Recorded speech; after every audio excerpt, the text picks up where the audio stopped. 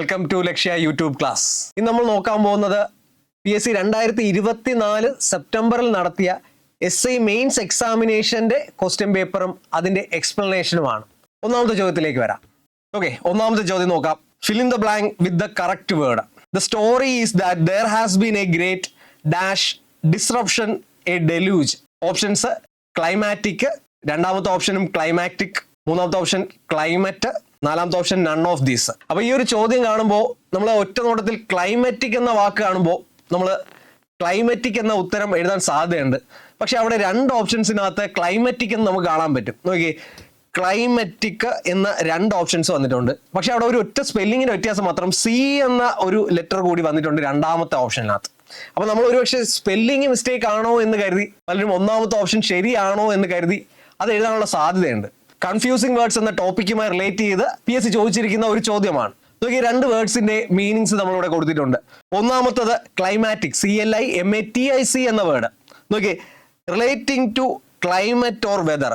ആ വേർഡ് തന്നെ ഉണ്ട്, ക്ലൈമറ്റ് അല്ലെ, കാലാവസ്ഥയുമായി റിലേറ്റ് ചെയ്ത് വരുന്ന ഒരു വാക്കാണ് ആദ്യത്തെ വേർഡ് ക്ലൈമാറ്റിക്. എന്നാൽ രണ്ടാമത്തെ വേർഡ് C എന്ന് ചേർന്ന് വന്നിരിക്കുന്ന ക്ലൈമാറ്റിക് എന്ന വേർഡ് നോക്കി, the intense part of A movie, literary work or a peak of an action. The intense part of a movie, അല്ലെ, ഒരു മൂവിയുടെ ഇന്റൻസ് പാർട്ട്, അതായത് ഒരു പീക്കായിട്ട് വരുന്ന പോർഷൻ.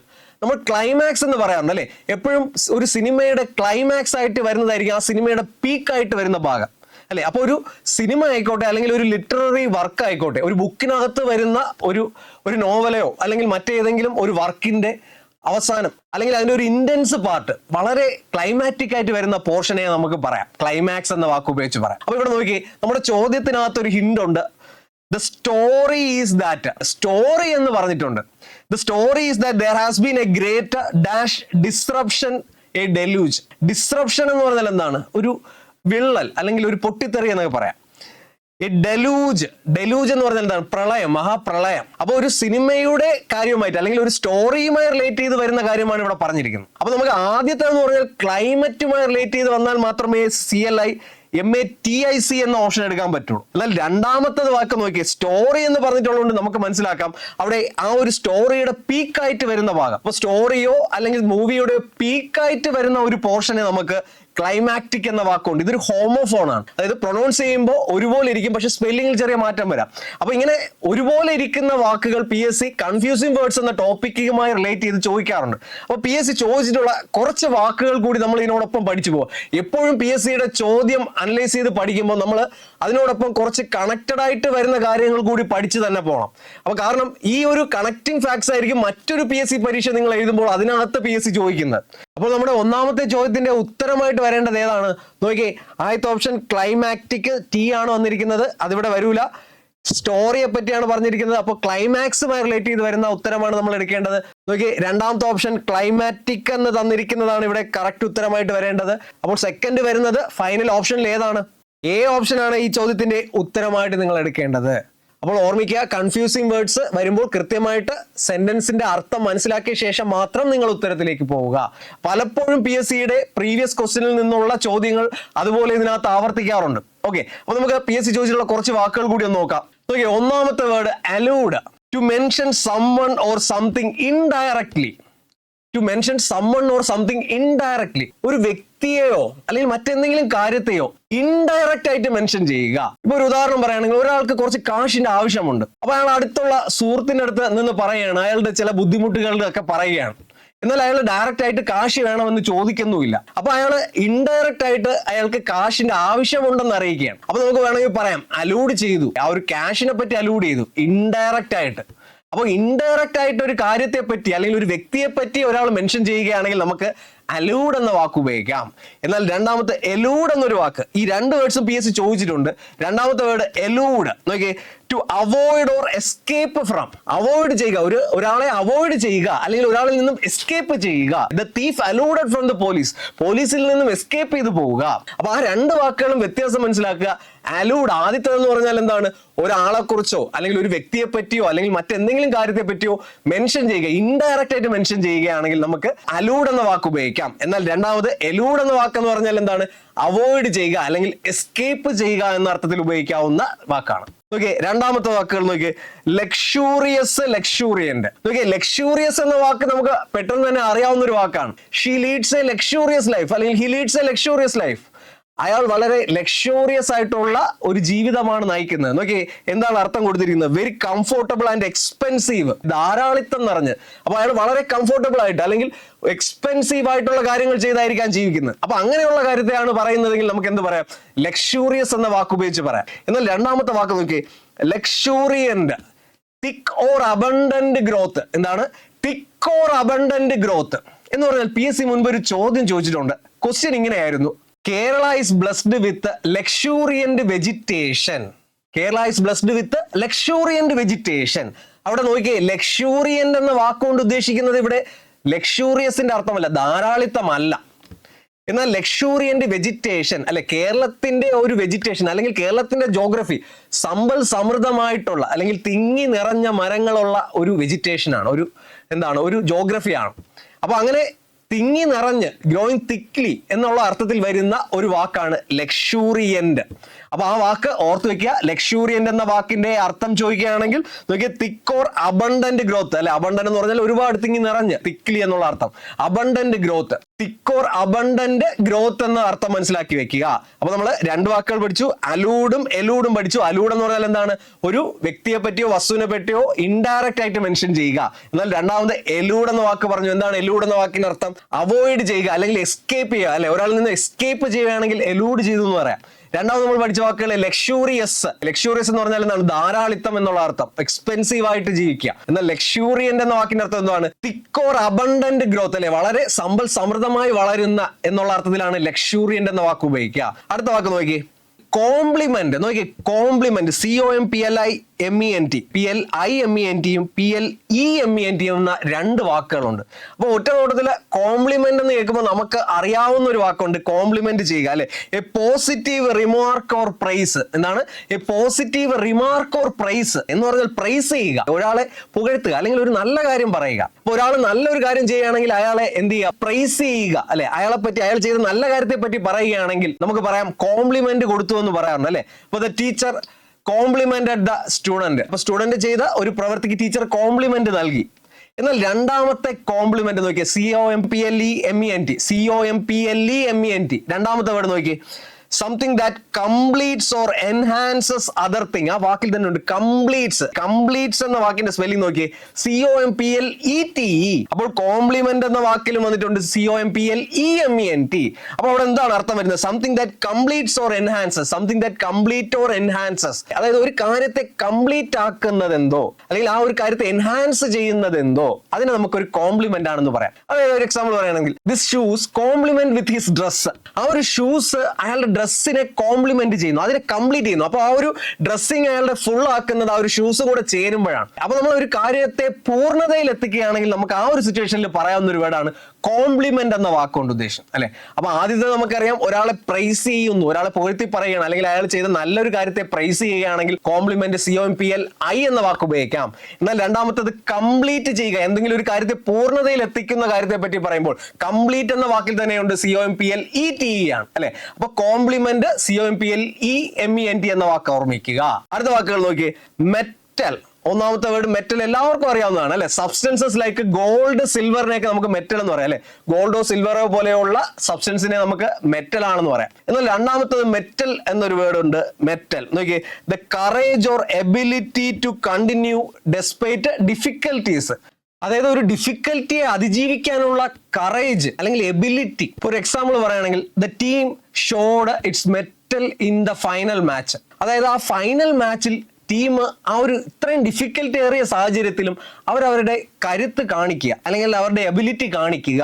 അപ്പൊ അങ്ങനെ കാണിക്കുന്ന സിറ്റുവേഷനിൽ നമുക്ക് മെറ്റൽ എന്ന വാക്ക് ഉപയോഗിക്കാം. അപ്പൊ ഒരാളുടെ കറേജ് ഓർ എബിലിറ്റി, ആ ഡിഫിക്കൽറ്റിയെ കണക്കാക്കാതെ അയാൾ അതിനെ അതിജീവിച്ച് വരുന്ന ഒരു കറേജ് അല്ലെങ്കിൽ എബിലിറ്റിയെ പറയുന്നതാണ് മെറ്റൽ എന്ന വാക്കുകൊണ്ട് ഉദ്ദേശിക്കുന്നത് അല്ലെ. അപ്പൊ മെറ്റൽ ആദ്യത്തെ വേർഡ് നിങ്ങൾക്ക് അറിയാം, ഗോൾഡ് അല്ലെങ്കിൽ സിൽവർ പോലെയുള്ള സബ്സ്റ്റൻസിനെ പറയുന്നു. എന്നാൽ രണ്ടാമത്തെ എന്താണ്? കറേജ് ഓർ എബിലിറ്റി അല്ലെ. ഒരാളുടെ കറേജോ അല്ലെങ്കിൽ ഒരു ടീമിന്റെ കറേജിനെ കാണിക്കുന്ന അല്ലെങ്കിൽ എബിലിറ്റിയെ കാണിക്കുന്ന ഏതൊരു ഡിഫിക്കൽട്ട് ഏറിയ സാഹചര്യത്തിൽ പോലും അതിനെ അതിജീവിക്കുന്ന കറേജിനെ നമുക്ക് മെറ്റൽ എന്ന വാക്കുകൊണ്ട് പറയാം. ആദ്യമായിട്ട് പഠിച്ചു ക്ലൈമാറ്റിക് എന്ന വാക്ക്, രണ്ടർത്ഥം പഠിച്ചായിരുന്നു. ഒന്നാമത്തത് related to climate or weather. Climate അല്ലെങ്കിൽ വെതറുമായി റിലേറ്റ് ചെയ്ത്, കാലാവസ്ഥയുമായി റിലേറ്റ് ചെയ്ത് വരുന്ന വാക്കാണ് നമ്മൾ ആദ്യം പഠിച്ച ക്ലൈമറ്റ്. എന്നാൽ രണ്ടാമത്തെ ക്ലൈമറ്റിക് എന്ന വാക്ക് നമ്മൾ അർത്ഥം പറഞ്ഞായിരുന്നു. എന്തായിരുന്നു? The intense part of A movie, അല്ലെങ്കിൽ ഒരു ലിറ്റററി വർക്ക്, ഒരു വർക്ക് അല്ലെങ്കിൽ മൂവിയുടെ ഇന്റൻസ് ആയിട്ട് വരുന്ന, അതിന്റെ പീക്കായിട്ട് വരുന്ന, ഒരു ആക്ഷന്റെ പീക്കായിട്ട് വരുന്ന കാര്യത്തിന് നമുക്ക് എന്തെന്ന് പറയാം? ക്ലൈമാറ്റിക് എന്ന വാക്കുകൊണ്ട് നമുക്ക് പറയാം. അടുത്തതായിട്ട് നമ്മൾ പഠിച്ചായിരുന്നു അലൂഡ്, എലൂഡ് എന്ന വാക്ക് പഠിച്ചായിരുന്നു അല്ലെ. അലൂഡ് എന്ന വാക്ക് നമ്മൾ പറഞ്ഞു മെൻഷൻ ചെയ്യുക, ഇൻഡയറക്റ്റ് ആയിട്ട് ഒരു വ്യക്തിയോ അല്ലെങ്കിൽ മറ്റെന്തെങ്കിലും കാര്യത്തെ ഇൻഡയറക്റ്റ് ആയിട്ട് മെൻഷൻ ചെയ്യുകയാണെങ്കിൽ നമുക്ക് അലൂഡ് എന്ന വാക്ക് ഉപയോഗിക്കാന്ന് പറഞ്ഞു. എന്നാൽ എലൂഡ് എന്ന വാക്ക് എന്താണ്? എസ്കേപ്പ് ചെയ്യുക, അവോയ്ഡ് ചെയ്യുക, അല്ലെ, ഒരു വ്യക്തിയിൽ നിന്നും അവോയ്ഡ് ചെയ്യുക അല്ലെങ്കിൽ എസ്കേപ്പ് ചെയ്യുക എന്ന അർത്ഥത്തിലാണ് എലൂഡ് എന്ന വാക്ക് ഉപയോഗിക്കുന്നത്. അടുത്തായിട്ട് നമ്മൾ പറഞ്ഞ വാക്കുകൾ ഇതൊക്കെയായിരുന്നു. ലക്ഷൂറിയസ്, ലക്ഷൂറിയന്റ് എന്ന വാക്കുകൾ പഠിച്ചായിരുന്നു. ലക്ഷൂറിയസ് എന്ന വാക്ക് നമുക്ക് എല്ലാവർക്കും അറിയാം, വളരെ കംഫോർട്ടബിൾ ആയിട്ട് അല്ലെങ്കിൽ എക്സ്പെൻസീവ് ആയിട്ട് അല്ലെ, നമ്മൾ ധാരാളിത്തം എന്നൊക്കെ മലയാളത്തിൽ പറയാറുണ്ട്. അപ്പൊ അങ്ങനെ കംഫോർട്ടബിൾ അല്ലെങ്കിൽ എക്സ്പെൻസീവ് ആയിട്ട് ഉള്ള കാര്യത്തെയാണ് നമ്മൾ ലക്ഷൂറിയസ് എന്ന വാക്കുകൊണ്ട് ഉദ്ദേശിക്കുന്നത്.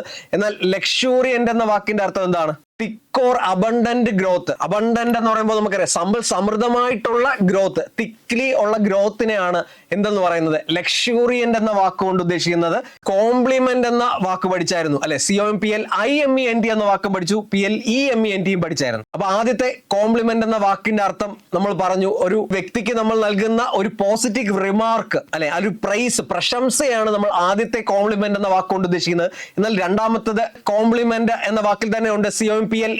അപ്പൊ കംപ്ലീറ്റ് എന്ന വാക്ക് ആലോചിക്കുക, പൂർണ്ണതയിൽ എത്തിക്കുന്ന അർത്ഥത്തിലാണ് കോംപ്ലിമെന്റ് എന്ന രണ്ടാമത്തെ വേർഡ് നമ്മൾ പഠിച്ചു. അടുത്തതായിട്ട് നമ്മൾ പഠിച്ച വാക്കുകൾ മെറ്റൽ അല്ലെങ്കിൽ മെറ്റൽ എന്ന് പറയുന്ന രണ്ട് വാക്കുകൾ.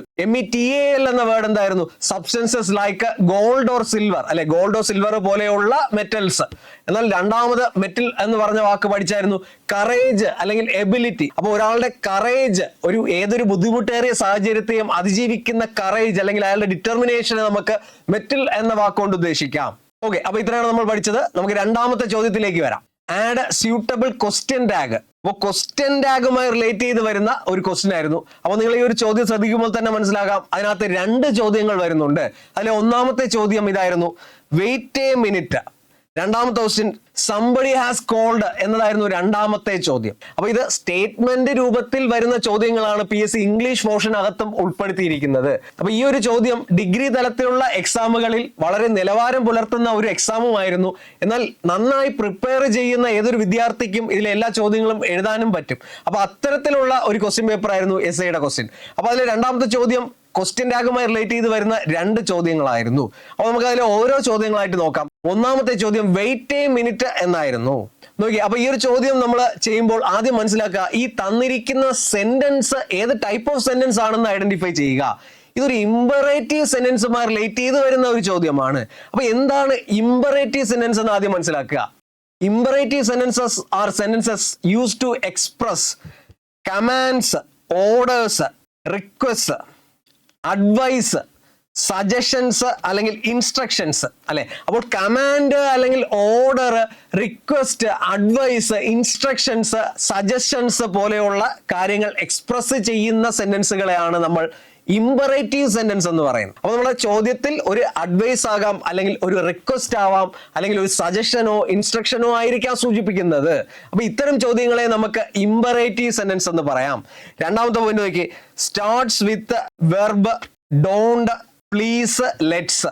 ഈ സെന്റൻസുകൾ ആരംഭിക്കുന്നത് ഒരു വെർബിലാകാം, അല്ലെങ്കിൽ ഡോണ്ട് എന്ന വാക്കിലാകാം. നെഗറ്റീവ് ഇമ്പറേറ്റീവ് ആണെങ്കിൽ ഡോണ്ട് എന്ന വാക്കുകൊണ്ടായിരിക്കാം ആരംഭിക്കുന്നത്, അല്ലെങ്കിൽ ലെറ്റ്സ് എന്ന വാക്കിൽ ആരംഭിക്കാം, അല്ലെങ്കിൽ പ്ലീസ് എന്ന വാക്ക് വരാം. അപ്പൊ ഇങ്ങനെയുള്ള വാക്കുകൾ ചേർന്ന് വരുന്ന സെന്റൻസുകളെ, അപ്പൊ ആദ്യം പറഞ്ഞു വെർബ്, ഒരു ആക്ഷനെ സൂചിപ്പിക്കുന്ന വാക്കായിരിക്കും തുടക്കത്തിൽ വരുന്നത്. വെർബ് അല്ലെ, ഒരു ക്രിയ അല്ലെങ്കിൽ പ്രവൃത്തിയെ സൂചിപ്പിക്കുന്ന ഒരു ആക്ഷൻ വേർഡ് ആയിരിക്കും തുടക്കത്തിൽ വരുന്നത്. അല്ലെങ്കിൽ ഡോണ്ട് ആകാം, അല്ലെങ്കിൽ പ്ലീസ് എന്നോ അല്ലെങ്കിൽ ലെറ്റ്സ് എന്നോ ചേർന്ന് വരുന്ന സെന്റൻസുകളെ നമുക്ക് ഇമ്പറേറ്റീവ് സെന്റൻസ് എന്ന് പറയാം അല്ലെ. അപ്പൊ ഈ സെന്റൻസുകൾ അഡ്വൈസ്, റിക്വസ്റ്റ്, സജഷൻ പോലെയുള്ള കാര്യങ്ങൾ സൂചിപ്പിക്കുന്ന സെന്റൻസുകളാണ്. അപ്പൊ അത്തരത്തിൽ വരുന്ന ചോദ്യത്തിന്റെ ക്വസ്റ്റ്യൻ ടാഗ് എഴുതുമ്പോൾ നമ്മൾ അറിഞ്ഞിരിക്കേണ്ട കുറച്ച് കാര്യങ്ങൾ നോക്കാം. നോക്കിയേ, നമ്മുടെ ഇമ്പറേറ്റീവ് സെന്റൻസ് പോസിറ്റീവായിട്ടും അല്ലെങ്കിൽ നെഗറ്റീവായിട്ടും വരാമെന്ന് പറഞ്ഞു അല്ലെ. ഡോണ്ട് ചേർന്ന് വരുന്ന സെന്റൻസുകൾ നെഗറ്റീവ് ആയിരിക്കും. എന്നാൽ വെർബ് അല്ലെങ്കിൽ പ്ലീസ് ചേർന്ന് തുടക്കം വരുന്ന സെന്റൻസുകൾ പോസിറ്റീവ് ഇമ്പറേറ്റീവ് ആയിരിക്കും. അപ്പൊ നിങ്ങൾ ആലോചിക്കുക, പോസിറ്റീവ് ആയിട്ടുള്ള ഇമ്പറേറ്റീവ് സെന്റൻസ് ആണെങ്കിൽ നമ്മുടെ ഓപ്ഷനിൽ പ്രതീക്ഷിക്കാവുന്ന വാക്കുകൾ നോക്കിയേ, വിൽ യു എന്ന് വരാം, വോണ്ട് യു എന്ന് വരാം, ക്യാൻ യു എന്ന് വരാം, കാണ്ട് യു എന്ന് വരാം. ഏതൊക്കെയാണ് 4 വാക്കുകൾ ഓർമ്മിക്കേണ്ടത്? വിൽ യു എന്നോ, വോണ്ട് യു എന്നോ, കാണ്ട് യു എന്നോ, ക്യാൻ യു എന്നോ 4 ഓപ്ഷൻസിൽ ഏത് വേണമെങ്കിലും നമുക്കൊരു സെന്റൻസ് പോസിറ്റീവ് ആണെങ്കിൽ അല്ലെങ്കിൽ പോസിറ്റീവ് ഇമ്പറേറ്റീവ് ആണെങ്കിൽ ഇതിൽ ഏത് വേണമെങ്കിലും നമുക്ക് ഉപയോഗിക്കാം. പ്രധാനമായും ഇമ്പറേറ്റീവ് സെന്റൻസ് പോസിറ്റീവ് ആയിട്ട് വരികയാണെങ്കിൽ കാണാവുന്നത് 2 കാര്യങ്ങളാണ്. വിൽ യു അല്ലെങ്കിൽ വോണ്ട് യു എന്ന ഓപ്ഷൻസ് ആയിരിക്കും. അപ്പൊ വിൽ യു അല്ലെങ്കിൽ വോണ്ട് യു ഇത് രണ്ടും മാറ്റി മാറ്റി തരാം. നമുക്ക് പോസിറ്റീവ് സെന്റൻസ് ആണെങ്കിൽ വിൽ യോ വോണ്ട് യോ ഉപയോഗിക്കാം. അപൂർവങ്ങളായി ചില സെന്റൻസുകളിൽ വിൽ യുവും വോണ്ട് യുവും തരാറുണ്ട്. ഇങ്ങനെ വരുന്ന സെന്റൻസ് ആണെങ്കിൽ നിങ്ങൾ നോക്കുക, സെന്റൻസ് ഒരു വാർണിംഗ് അല്ലെങ്കിൽ എമർജൻസിയെ സൂചിപ്പിക്കുകയാണെങ്കിൽ നിങ്ങൾ വോണ്ട് യു എന്ന ടാഗ് പ്രിഫർ ചെയ്യുക. എമർജൻസിയോ അല്ലെങ്കിൽ വാർണിംഗോ സൂചിപ്പിക്കുകയാണെങ്കിൽ നിങ്ങൾ രണ്ടും ഓപ്ഷൻസിനകത്ത് വരികയാണെങ്കിൽ വോണ്ട് യു എന്ന ടാഗ് പ്രിഫർ ചെയ്യുക. അല്ലാത്ത കണ്ടീഷനിൽ നിങ്ങൾക്ക് വില്ലിയോ വോണ്ടിയോ ഏത് വേണമെങ്കിലും ഉത്തരമായിട്ട് എഴുതാം. PSC അപൂർവമായിട്ട് മാത്രമേ ക്യാൻ യു എന്ന ഓപ്ഷൻസ് കൊടുക്കാറുള്ളൂ, എന്നാൽ കാണ്ട് യു എന്ന ഓപ്ഷൻസ് കൊടുക്കാറുണ്ട്. കാണ്ട് യു എന്ന ആൻസർ വരണമെങ്കിൽ നമ്മൾ ഓർമ്മിക്കുക, സെന്റൻസ് ഒരു റൂഡായിട്ട് വരുന്ന സെന്റൻസോ അല്ലെങ്കിൽ ഇംപേഷ്യൻസ് സൂചിപ്പിക്കുന്ന സെന്റൻസോ ആയിരിക്കും. അക്ഷമയെ സൂചിപ്പിക്കുന്നതോ അല്ലെങ്കിൽ റൂഡായിട്ടുള്ള കാര്യം പറയുന്ന സെന്റൻസുകളോ ആണെങ്കിൽ നിങ്ങൾക്ക് കാണ്ട് യു എന്ന ടാഗ് പ്രിഫർ ചെയ്യാം. അല്ലാത്ത കണ്ടീഷൻസിൽ വില്ലിയോ അല്ലെങ്കിൽ വോണ്ടിയോ എന്ന ഉത്തരം എഴുതാം. അപൂർവമായിട്ട് മാത്രം ക്യാൻ യു എന്നും തരാറുണ്ട്. ക്യാൻ യു നിങ്ങൾക്ക് പോസിറ്റീവ് സെന്റൻസ് ആണെങ്കിൽ ഉപയോഗിക്കാവുന്ന ഒരു ടാഗാണ്. എന്നാൽ നിങ്ങളുടെ സെന്റൻസ് നെഗറ്റീവ് ഇമ്പറേറ്റീവ് ആണെങ്കിൽ ഓർമ്മിക്കുക, നിങ്ങളുടെ ഓപ്ഷനിൽ നിന്ന് നിങ്ങൾ ഒറ്റ ഉത്തരമേ പ്രിഫർ ചെയ്യാവൂ. വില്ലിയു എന്ന ഓപ്ഷൻ മാത്രം പ്രിഫർ ചെയ്യുക. ഓർമ്മിക്കുക, നമ്മുടെ ഇമ്പറേറ്റീവ് സെന്റൻസ് നെഗറ്റീവ് ആണെങ്കിൽ, അതായത് നമ്മുടെ ഇമ്പറേറ്റീവ് സെന്റൻസ് നെഗറ്റീവ് ആവുന്നത് എപ്പോഴായിരിക്കും? സെന്റൻസ് ആരംഭിക്കുന്നത് ഡോണ്ട് എന്നാണെങ്കിൽ, ഡോണ്ട് എന്ന വേർഡ് കൊണ്ട് സെന്റൻസ് ആരംഭിക്കുകയാണെങ്കിൽ ആ സെന്റൻസ് നെഗറ്റീവിലായിരിക്കും. അപ്പോൾ നെഗറ്റീവ് ഇമ്പറേറ്റീവ് ആണ് വരുന്നതെങ്കിൽ നിങ്ങൾ ഉറപ്പായിട്ടും ഇതിന്റെ ഓപ്പോസിറ്റ് പോസിറ്റീവ് ടാഗേ ഉപയോഗിക്കാവൂ. അപ്പൊ നമ്മുടെ ക്വസ്റ്റ്യൻ ടാഗിന്റെ ബേസിക് റൂൾ എന്ന് പറഞ്ഞാൽ എന്താണ്? നമ്മുടെ സെന്റൻസ് പോസിറ്റീവ് ആണെങ്കിൽ ടാഗ് നെഗറ്റീവ് ആയിട്ട് ഉപയോഗിക്കുക, എന്നാൽ സെന്റൻസ് നെഗറ്റീവിലാണെങ്കിൽ ടാഗ് പോസിറ്റീവ് ആയിട്ട് ഉപയോഗിക്കുക. ഒന്നുകൂടെ പറയാം, ക്വസ്റ്റ്യൻ ടാഗിന്റെ ബേസിക് റൂൾ എന്താണ്? നമ്മുടെ സെന്റൻസ് പോസിറ്റീവ് ആണെങ്കിൽ നെഗറ്റീവ് ടാഗ് ഉപയോഗിക്കുക, എന്നാൽ സെന്റൻസ് നെഗറ്റീവിലാണെങ്കിൽ പോസിറ്റീവ് ടാഗ് ഉപയോഗിക്കുക. ഇതാണ് ഇതിന്റെ ബേസിക് റൂള്. എന്നാൽ ഇമ്പറേറ്റീവ് സെന്റൻസിൽ നിങ്ങൾ ഓർമ്മിക്കേണ്ടത് ഇത്രയേ ഉള്ളൂ. പോസിറ്റീവ് ഇമ്പറേറ്റീവ് ആണെങ്കിൽ will you, won't you, can you, can't you ഈ ടാഗ് ഏത് വേണമെങ്കിലും നിങ്ങൾക്ക് ഉപയോഗിക്കാവുന്നതാണ്. എന്നാൽ നെഗറ്റീവ് ഇമ്പറേറ്റീവ് ആണെങ്കിൽ നിങ്ങൾ ഒറ്റ ടാഗേ ഉപയോഗിക്കാവൂ. ഏത് ടാഗ് ആയിരിക്കും നിങ്ങൾ ഉപയോഗിക്കുന്നത്? വിൽ യു എന്ന ടാഗ് ആയിരിക്കും നിങ്ങൾ ഉപയോഗിക്കുന്നത്. ഇനി നിങ്ങൾ ഓർമ്മിക്കുക, സെന്റൻസ് ആരംഭിക്കുന്നത് ലെറ്റ്സ് അല്ലെങ്കിൽ ലെറ്റസ്. ലെറ്റ്സ് എന്നോ ലെറ്റസ് എന്നോ ആരംഭിക്കുന്ന സെന്റൻസ് ആണെങ്കിൽ നിങ്ങൾ ഒറ്റ ടാഗ് ഓർമ്മിച്ചാൽ മതി, ഷാൽ വി എന്ന ടാഗ് ആലോചിച്ചാൽ മതി. ഏത് ടാഗ് ആലോചിക്കും? ഷാൽ വി എന്ന ടാഗാണ് നിങ്ങൾ ആലോചിക്കേണ്ടത്. സെന്റൻസ് ആരംഭിക്കുന്നത് ലെറ്റ്സ് എന്നോ ലെറ്റസ് എന്നോ വരികയാണെങ്കിൽ. അപ്പോൾ ഞാനിവിടെ ക്വസ്റ്റ്യൻ ടാഗിന്റെ മറ്റു റൂൾസിലേക്ക് ഒന്നും കടക്കുന്നില്ല. ഒരു ഇമ്പറേറ്റീവ് സെന്റൻസ് വരികയാണെങ്കിൽ നിങ്ങൾ എങ്ങനെ ഉത്തരത്തിലേക്ക് വരാം എന്ന് മാത്രം മനസ്സിലാക്കുന്ന കാര്യങ്ങളാണ് ഇവിടെ പറയുന്നത്. അപ്പോൾ ഓർമ്മിക്കുക, ഇമ്പറേറ്റീവ് സെന്റൻസ് പോസിറ്റീവ് ആയിട്ടോ നെഗറ്റീവ് ആയിട്ടോ വരാം. പോസിറ്റീവ് ആണെങ്കിൽ നിങ്ങൾ will you, won't you, can you, can't you എന്ന ടാഗുകൾ ഓർമ്മിക്കുക. സെന്റൻസിനകത്ത് ഒരു ഇംപേഷ്യൻസ്, അക്ഷമയോ അല്ലെങ്കിൽ റൂഡ്നെസ്സോ കാണിക്കുകയാണെങ്കിൽ നിങ്ങൾ കാണ്ട് യു എന്ന ടാഗ് ഉപയോഗിക്കുക. അല്ലാത്ത ഘട്ടങ്ങളിൽ വിൽ യു, വോണ്ട് യു എന്ന ടാഗ് ഉപയോഗിക്കുക. ഇനി ഓപ്ഷനകത്ത് വിൽ യു എന്നും വോണ്ട് യു എന്നും തരികയാണെങ്കിൽ സെന്റൻസ് എമർജൻസി അല്ലെങ്കിൽ വാർണിംഗ് സിറ്റുവേഷൻ സൂചിപ്പിച്ചിട്ടുണ്ടെങ്കിൽ നിങ്ങൾ വോണ്ട് യു എന്ന ടാഗ് ഉപയോഗിക്കുക.